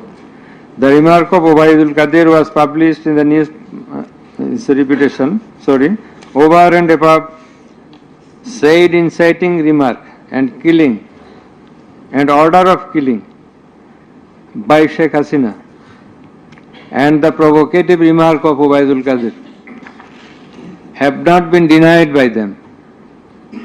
Although State Defence Council, the learned State Defence Council for the absconding accused Sheikh Hasina and Asaduজ্জামান Khan Kamal submitted that the conversation between Sheikh Hasina and ASM Kamal, Maksud Kamal, has not been properly tested, but he failed to show any cogent reasons in this regard. The prosecution witnesses proved the attack upon the Dhaka University students by the activists of Awami League, Chhatra League and Yuva League following the incitement and Sheikh Hasina's order of killing, as well as the provocative remark of Ubaidul Kadir.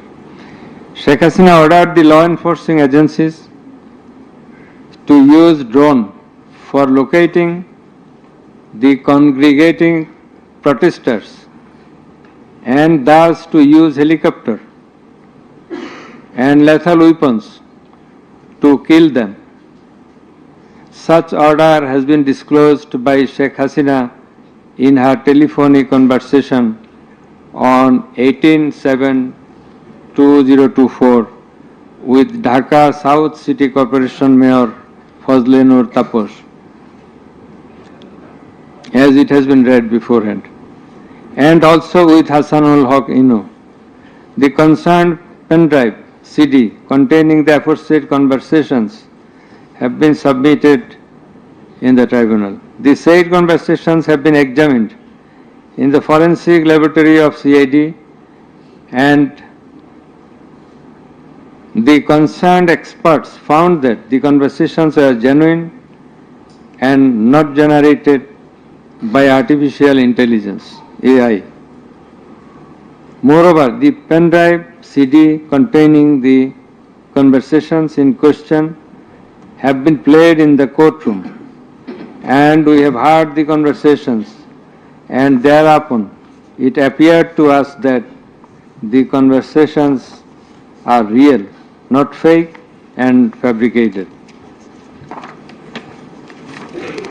Accused Prime Minister Sheikh Hasina, accused Home Minister Asaduzzaman Khan Kamal, accused Inspector General of Police Chaudhry Abdullah Al Mamun acted jointly in connivance and collaboration with each other to commit the atrocities in order to kill the protesters throughout the country.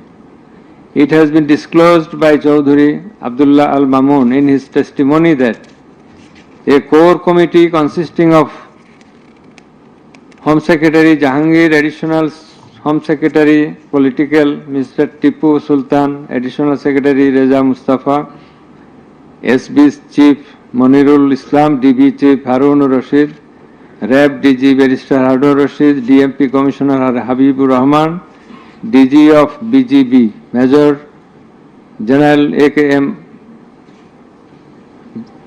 Major General Ashrafuzzaman Siddiqui, DG of Ansar Major General AKM Aminul Haq, NTMC Chief Major General Ziaul Hassan, DGFI Chief and NSI Chief used to hold meeting every night after 19 July 2024 at the residence of Home Minister Asaduzzaman Khan Kamal. Accused Chaudhry Abdullah Al Mamun said that instruction to the core committee used to come from the Prime Minister. He also said that at one stage of the movement, it was decided to use drone to locate the gathering of the protesters and to use helicopter and lethal weapons to control the movement.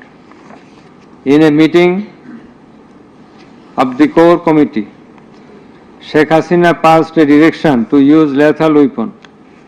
Additional DIG Joardar, who was present there, communicated the message to the police officers throughout the country to use lethal weapons accordingly. Furthermore, Chaudhry Abdullah Al Mamun said that in pursuance of the remark of Obaidul Qadir and Nanak that Chhatra League and Yuva League are enough to bring the movement under control.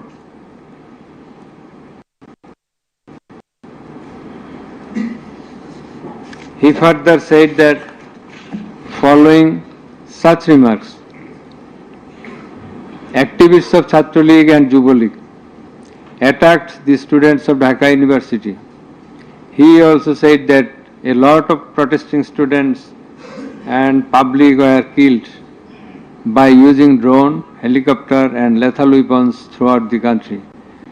Chaudhry Abdullah Al Mamun further asserted in his testimony that he, along with Home Minister Asaduzzaman Khan Kamal, Home Secretary and DMP Commissioner, went to Narayanganj on 29/7/24 to observe the situation of the movement, and on the way they stayed for a while in front of Jatrabari police station, and then DC Iqbal of Wari Zone showed a video to the Home Minister on his mobile and said, "We shoot one, that one dies, that one gets injured, but the others do not move.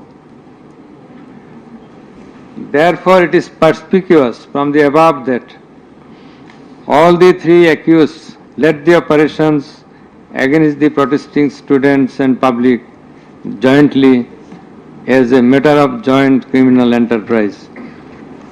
As the aftermath of Sheikh Hasina's order, as well as the supervision and guidance of accused Home Minister Asadujaman Khan Kamal and IGP Chaudhry Abdullah Al Mamun, the law enforcers and activists of Awami League, Chhatra League and Yuva League invaded the protesting students and public throughout the country by using drone, helicopter and lethal weapons, causing death to about 1,500, inclusive of 6 protesters at Sankarpur of Dhaka, namely Shahryar Khan Anas, Mahdi Hassan Junaid, MD Yaqub, MD Rakib Hawladar, Muhammad Ismamul Haq, Manik Mia alias Shaharik, and another 6 protesters at Ashuria of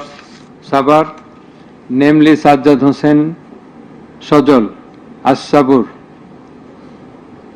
Tanzil Mahmud Sujoy, Bayezid Bustami, Abul Hussain, and another unidentified protester near Dhaka, and caused grievous injuries to about 25,000 of them. In Ashulia, the aforesaid 5 dead bodies and another body of an unidentified injured protester were burned with petrol by police. The law enforcers and the activists of Awami League and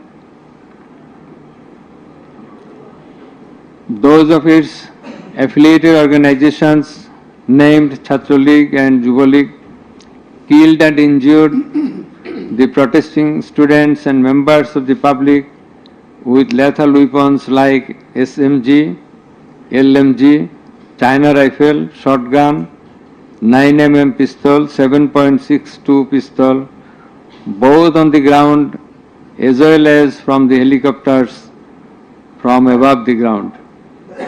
The atrocities were committed by incitement, order, abatement, and failure to take preventive and punitive measures of the accused Prime Minister Sheikh Hasina, accused Home Minister Asadujaman Khan Kamal, accused Inspector General of Police Chaudhry Abdullah Al Mamun, and by the abatement, aid and perpetration of the underlings, that is the subordinates. Some of the injured victims, members of the families of dead and injured protesters, other eyewitnesses from different parts of the country, deposed in support of the atrocities of killing and injuring hundreds and thousands of protesters all over the country. Under the foregoing facts and circumstances, it has ostensibly been substantiated that the atrocities of killing and gravely injuring the protesting students and public took place almost all over the country. In view of the testimony of the investigating officer, the atrocities during the movement, July movement 2024, the atrocities occurred in 50 districts and lethal weapons were used in 41 districts of Bangladesh. We also find that victim witnesses from many districts testified in the tribunal stating that killing and injuring the students and common people took place in their respective districts during July movement 2024. Thus, it is clear enough that attack in question was directed against civilian population, and it was widespread and systematic Therefore, in the atrocities of killing and gravely injuring the protesters as aforesaid, accused Prime Minister Sheikh Hasina committed crimes against humanity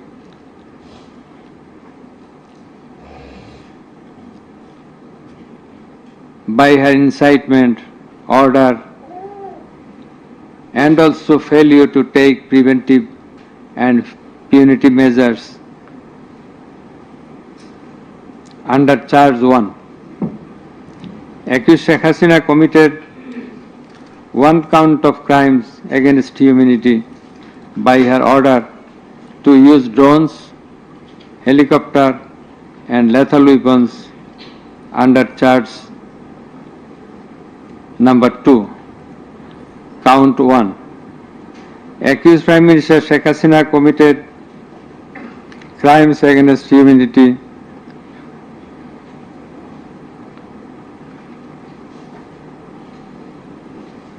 on one count under charge 1.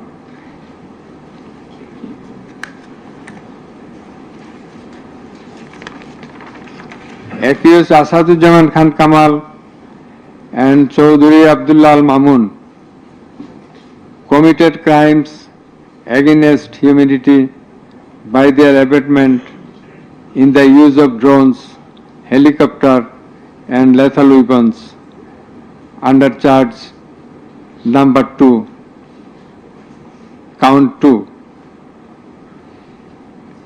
Accused Asadujaman Kamal and Chaudhuri Abdullah Al Mamun committed 2 counts of crime against humanity under the same charge by their abatements and failure to prevent the atrocities at Sankarpur, Dhaka, and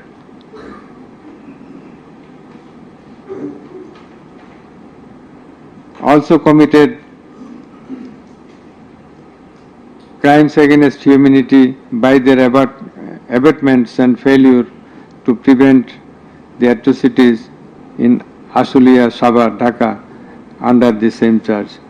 Accused Sheikh Hasina, the Prime Minister and as the President of Awami League and the controlling authority of all affiliated organizations, was the superior commander of the said party leaders and activists, as well as the Home Minister and Inspector General of Police, that is accused Sheikh Hasina and 2 other accused were in the superior and subordinate relationship. On the other hand, the Home Minister was the superior of the Inspector General of Police, that is they were in the superior and subordinate relationship. As required to be an element as required by the provisions of Rome Statute. In the like way, all the police officers were subordinate to the Inspector General of Police.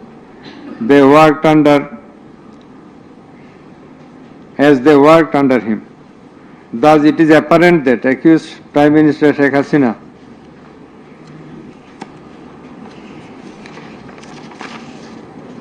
had superior control status over accused Asadujaman Khan Kamal and accused Chaudhuri Abdullah Al Mamun, whereupon it was her responsibility to take measures to prevent the atrocities in question, which continued for about a month. She did not also take any punitive measures against the perpetrators. In the like way, Home Minister Asadujaman Khan Kamal held superior command responsibility over the Inspector General of Police and other successive other officers, and as such he had the responsibility, superior command responsibility to prevent all of them from committing the atrocities and for taking punitive measures against the perpetrators. Thus, both the accused Asadujaman Khan Kamal and Inspector General of Police Chaudhuri Abdullah Al Mamun, they committed crimes against humanity by their abatement, that is facilitation, and their failure to prevent the atrocities committed by their underlings, and hence they are liable to be punished under section 32A, 32G, 32H, 41B and 43 of the International Crimes Tribunals Act. Accused Sheikh Hasina is liable to be punished under section 32A, 32H, 41B and 43 of the International Crimes Tribunals Act 1973. It is obvious from the facts and circumstances delineated herein before that the law enforcers and the activists of ruling party Awami League as well as its affiliated organizations targeted the unarmed civilian protesters countrywide and accordingly attacked them. Therefore, in all the above discussed atrocities, the elements constituting crime against humanity have been fulfilled.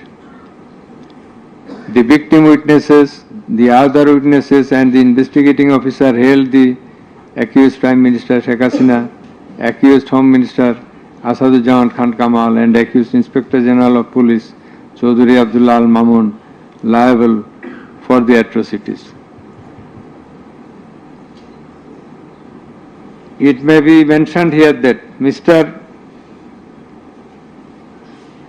Chaudhry Abdullah Al Mamun, Inspector General of Police, has been tendered pardon on his application pursuant to section 15 of the Act with a view to obtaining his evidence. He is supposed to have been directly or indirectly concerned in or privy to any of the crimes specified in section 3 on condition of his making a full and true disclosure of the whole of the circumstances relative to the crime and to every other person concerned, whether as principal or abettor in the commission thereof. According to subsection 2 and 3 of section 15, he has been examined as a witness and detained in custody until today.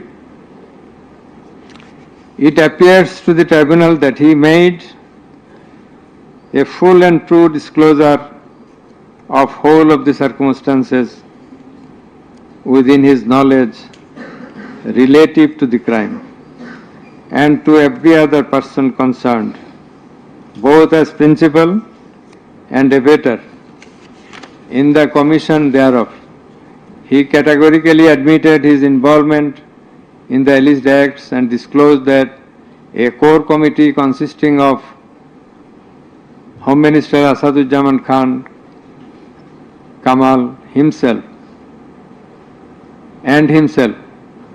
used to hold meeting every day at the residence of accused Home Minister Asadujaman Khan Kamal to take decisions as to the necessary measures to face the movement of the students and to pass the instructions and to pass necessary instructions. He said that accused Prime Minister used to pass directions to the core committee in this regard. This accused also said that Sheikh Hasina directed them to use drone to trace the location of the protesters and to use helicopter and lethal weapons to kill the protesters. He mentioned that chain of command in the police service was not maintained. In most of the cases, the highest authority used to communicate or contact the mid-level officers like Additional Commissioner Harun Rashid, Additional Commissioner Monirul Islam. Accused Prime Minister Sheikh Hasina passed the direction in presence of Additional Deputy Commissioner Praloy Kumar Joardar during a core committee meeting. And as such, Joardar conveyed the direction to all the concerned officers throughout the country. Direction means the direction to use helicopter and lethal weapons as well as drones. Chaudhry Abdullah Al-Mamun also mentioned in his testimony that he had a clean image and track record throughout his service for long 36 years. There had been no allegation against him during his long tenure. He said that he feels remorseful and ashamed on seeing the atrocities in the videos displayed in the courtroom. He sought apology to the tribunal and to the people of the country. Although accused Chaudhry Abdullah Al-Mamun claimed to have made full disclosure of the circumstances,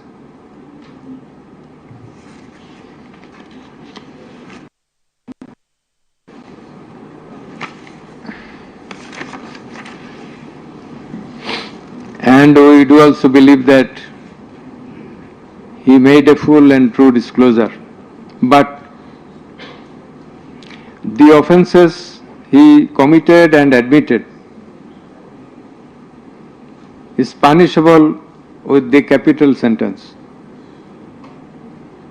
And as such, in consideration of his disclosure and the gravity of the offences, we do incline to convict him and award him a lenient sentence, which will be declared later on. By the aforesaid acts and omissions, the accused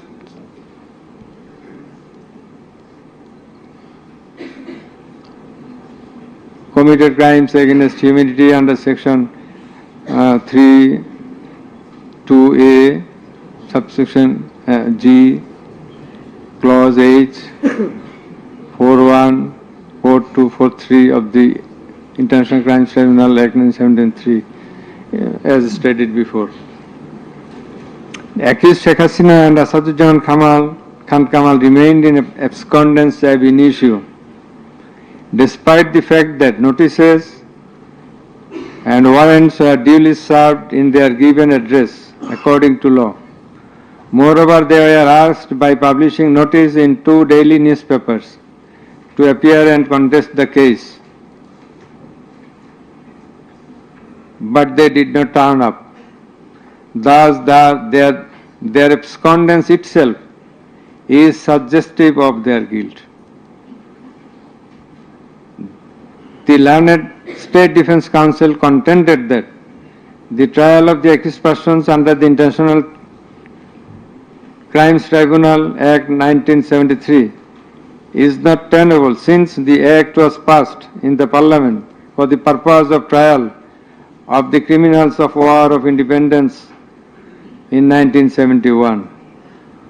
While arguing this, the learned State Defence Counsel perhaps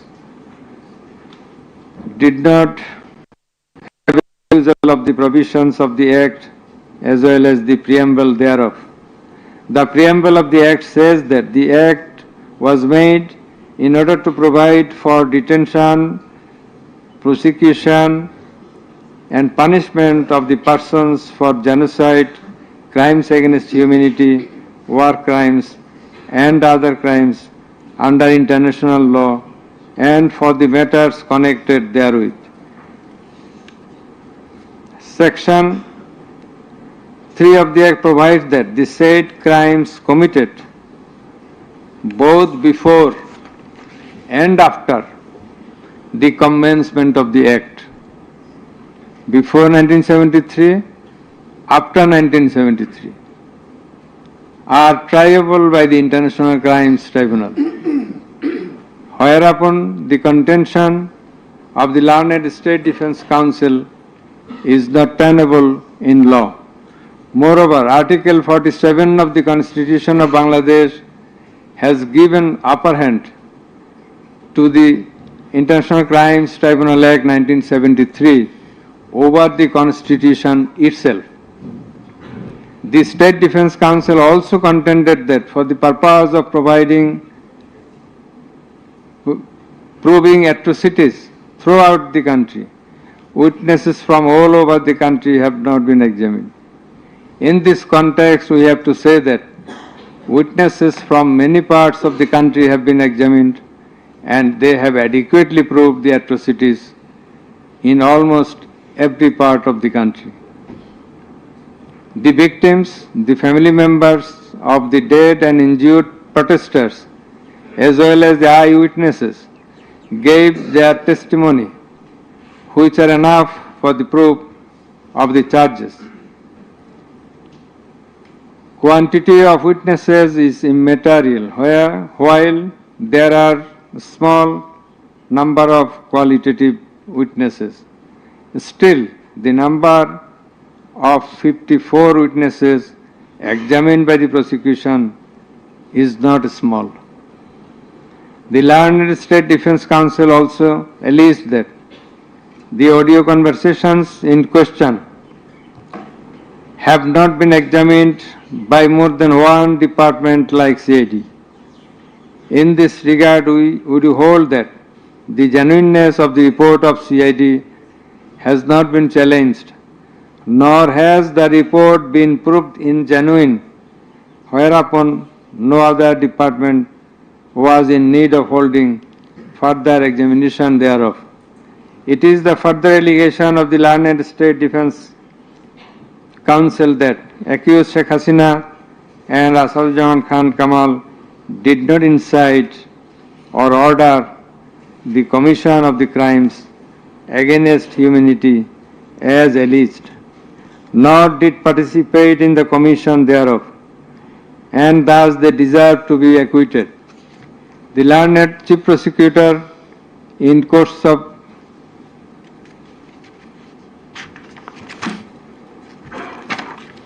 summing up,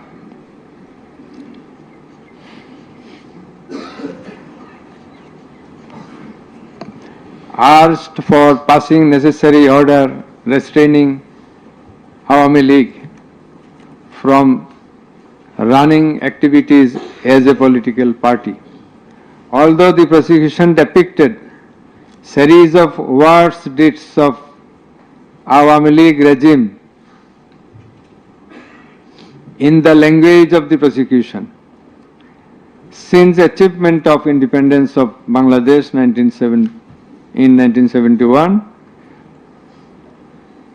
the tribunal does not incline to discuss on this point, since this is not the issue of the instant case. It has come to the notice of the tribunal that accused Sheikh Hasina, in defiance of the orders of the tribunal to appear and contest the case, has given interviews in the media wherein she denied the allegations leveled against her in this case and also made some derogatory remarks.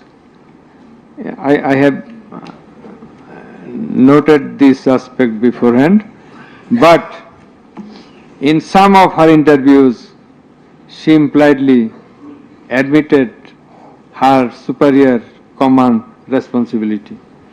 The United Nations Human Rights Commission categorically stated in its report that the political leaders issued direct orders and other directives authorizing and guiding operations by BGB, REB, DGFI, Bangladesh Police, and Detective Branch that involved serious violations of human rights against protesters and other civilian, including extrajudicial killings and arbitrary detention.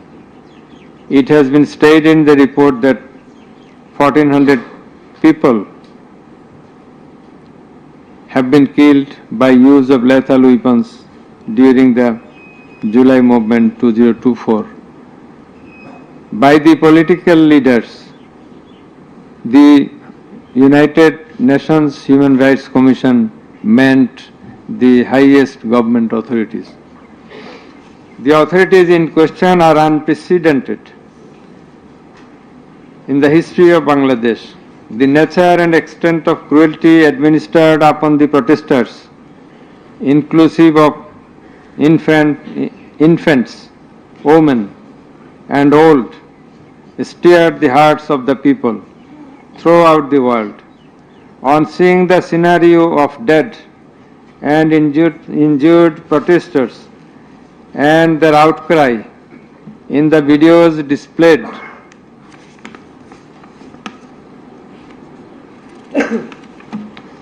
in the courtroom, and also seeing the victim witnesses in the courtroom,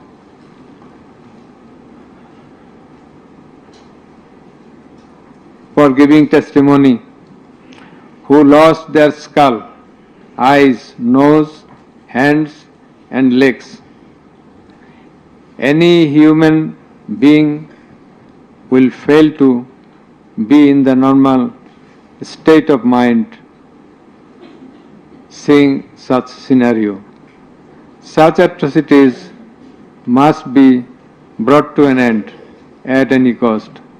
Justice must not fail. In view of all the above facts and circumstances and findings, it is hereby ordered that accused Sheikh Hasina be found guilty on 3 counts under charge 1. Count number 1, incitement. Count number 2, order to kill. Count number 3, inaction to prevent the atrocities and failing to take punitive actions against the perpetrators, and thus she is punishable, she is liable to punish under section 3, subsection 1A, section 3, subsection 2, clause G, section 3, subsection 2, clause H, section 4, subsection 1, clause B, and section 4, subsection 3 of the International Crimes Tribunals Act 1973 under the charge number 1. But we do hold that for all these 3 counts of crime against humanity, we do incline to award a single sentence, that is the sentence of imprisonment till natural death for under charge 1. Under charge 2,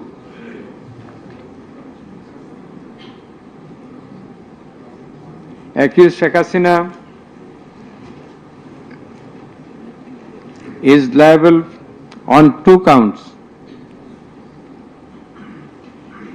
On 1 count, there are several counts.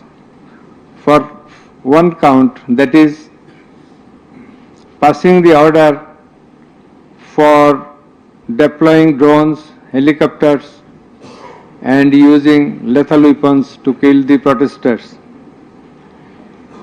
She committed crime against humanity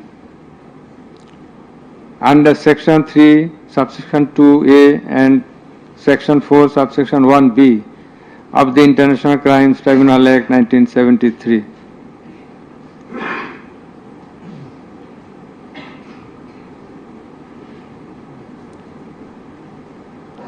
She also committed the same crime again the same crime of crime against humanity on the second count, killing 6 persons at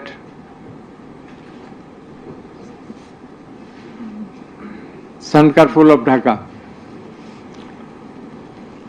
which was committed in contemplation, in furtherance, by virtue of her order, as stated beforehand. And similarly, she committed the same crime, that is the crime against humanity, on another count for causing the killings at Ashulia of Sabar, killing of 6 persons. For all these 3 counts, we have decided to inflict her with only one sentence, that is sentence of death.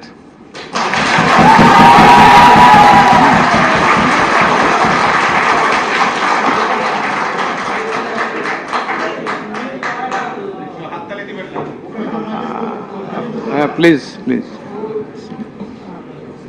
For আপনাদের বিনীতভাবে অনুরোধ করছি আদালতের decorum, ট্রাইব্যুনালের decorum maintain করার জন্য।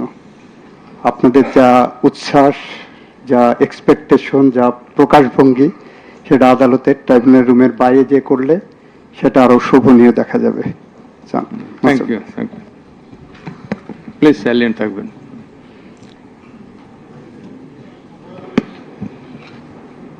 Accused Asaduzzaman Khan Kamal and accused Chaudhary Abdullah Al Mamun.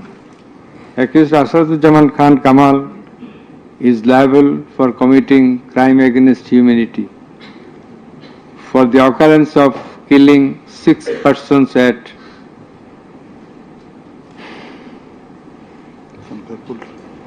Sankarpur of Dhaka.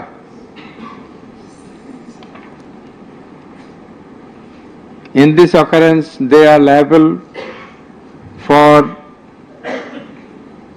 committing crimes against humanity by their abatement and failing to prevent the atrocities, and also to failing to take necessary preventive measures, punitive measures, and thus Asaduzzaman Khan Kamal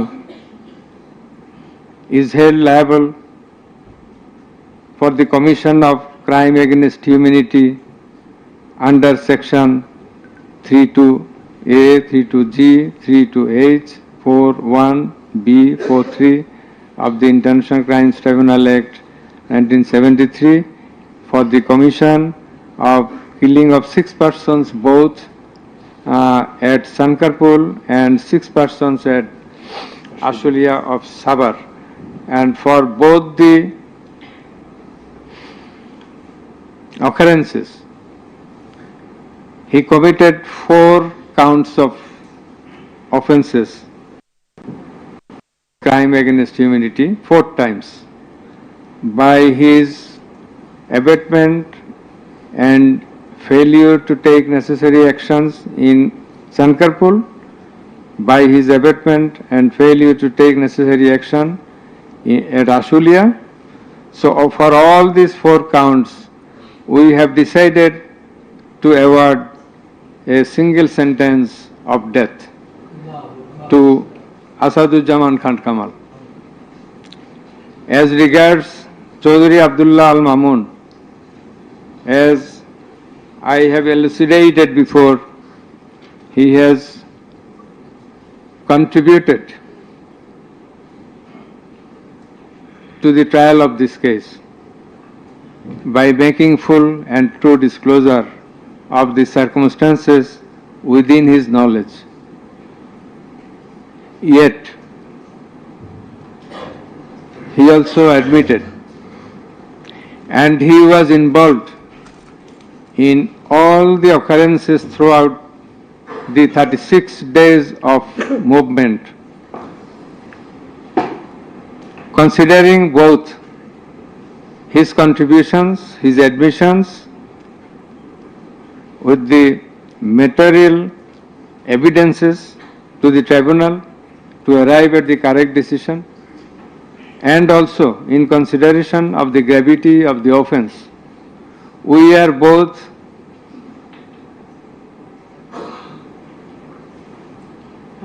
remitting his sentence and awarding a sentence with leniency. That is, the offences involve capital punishment. But for his contribution, we have decided to inflict him with the sentence of imprisonment for 5 years.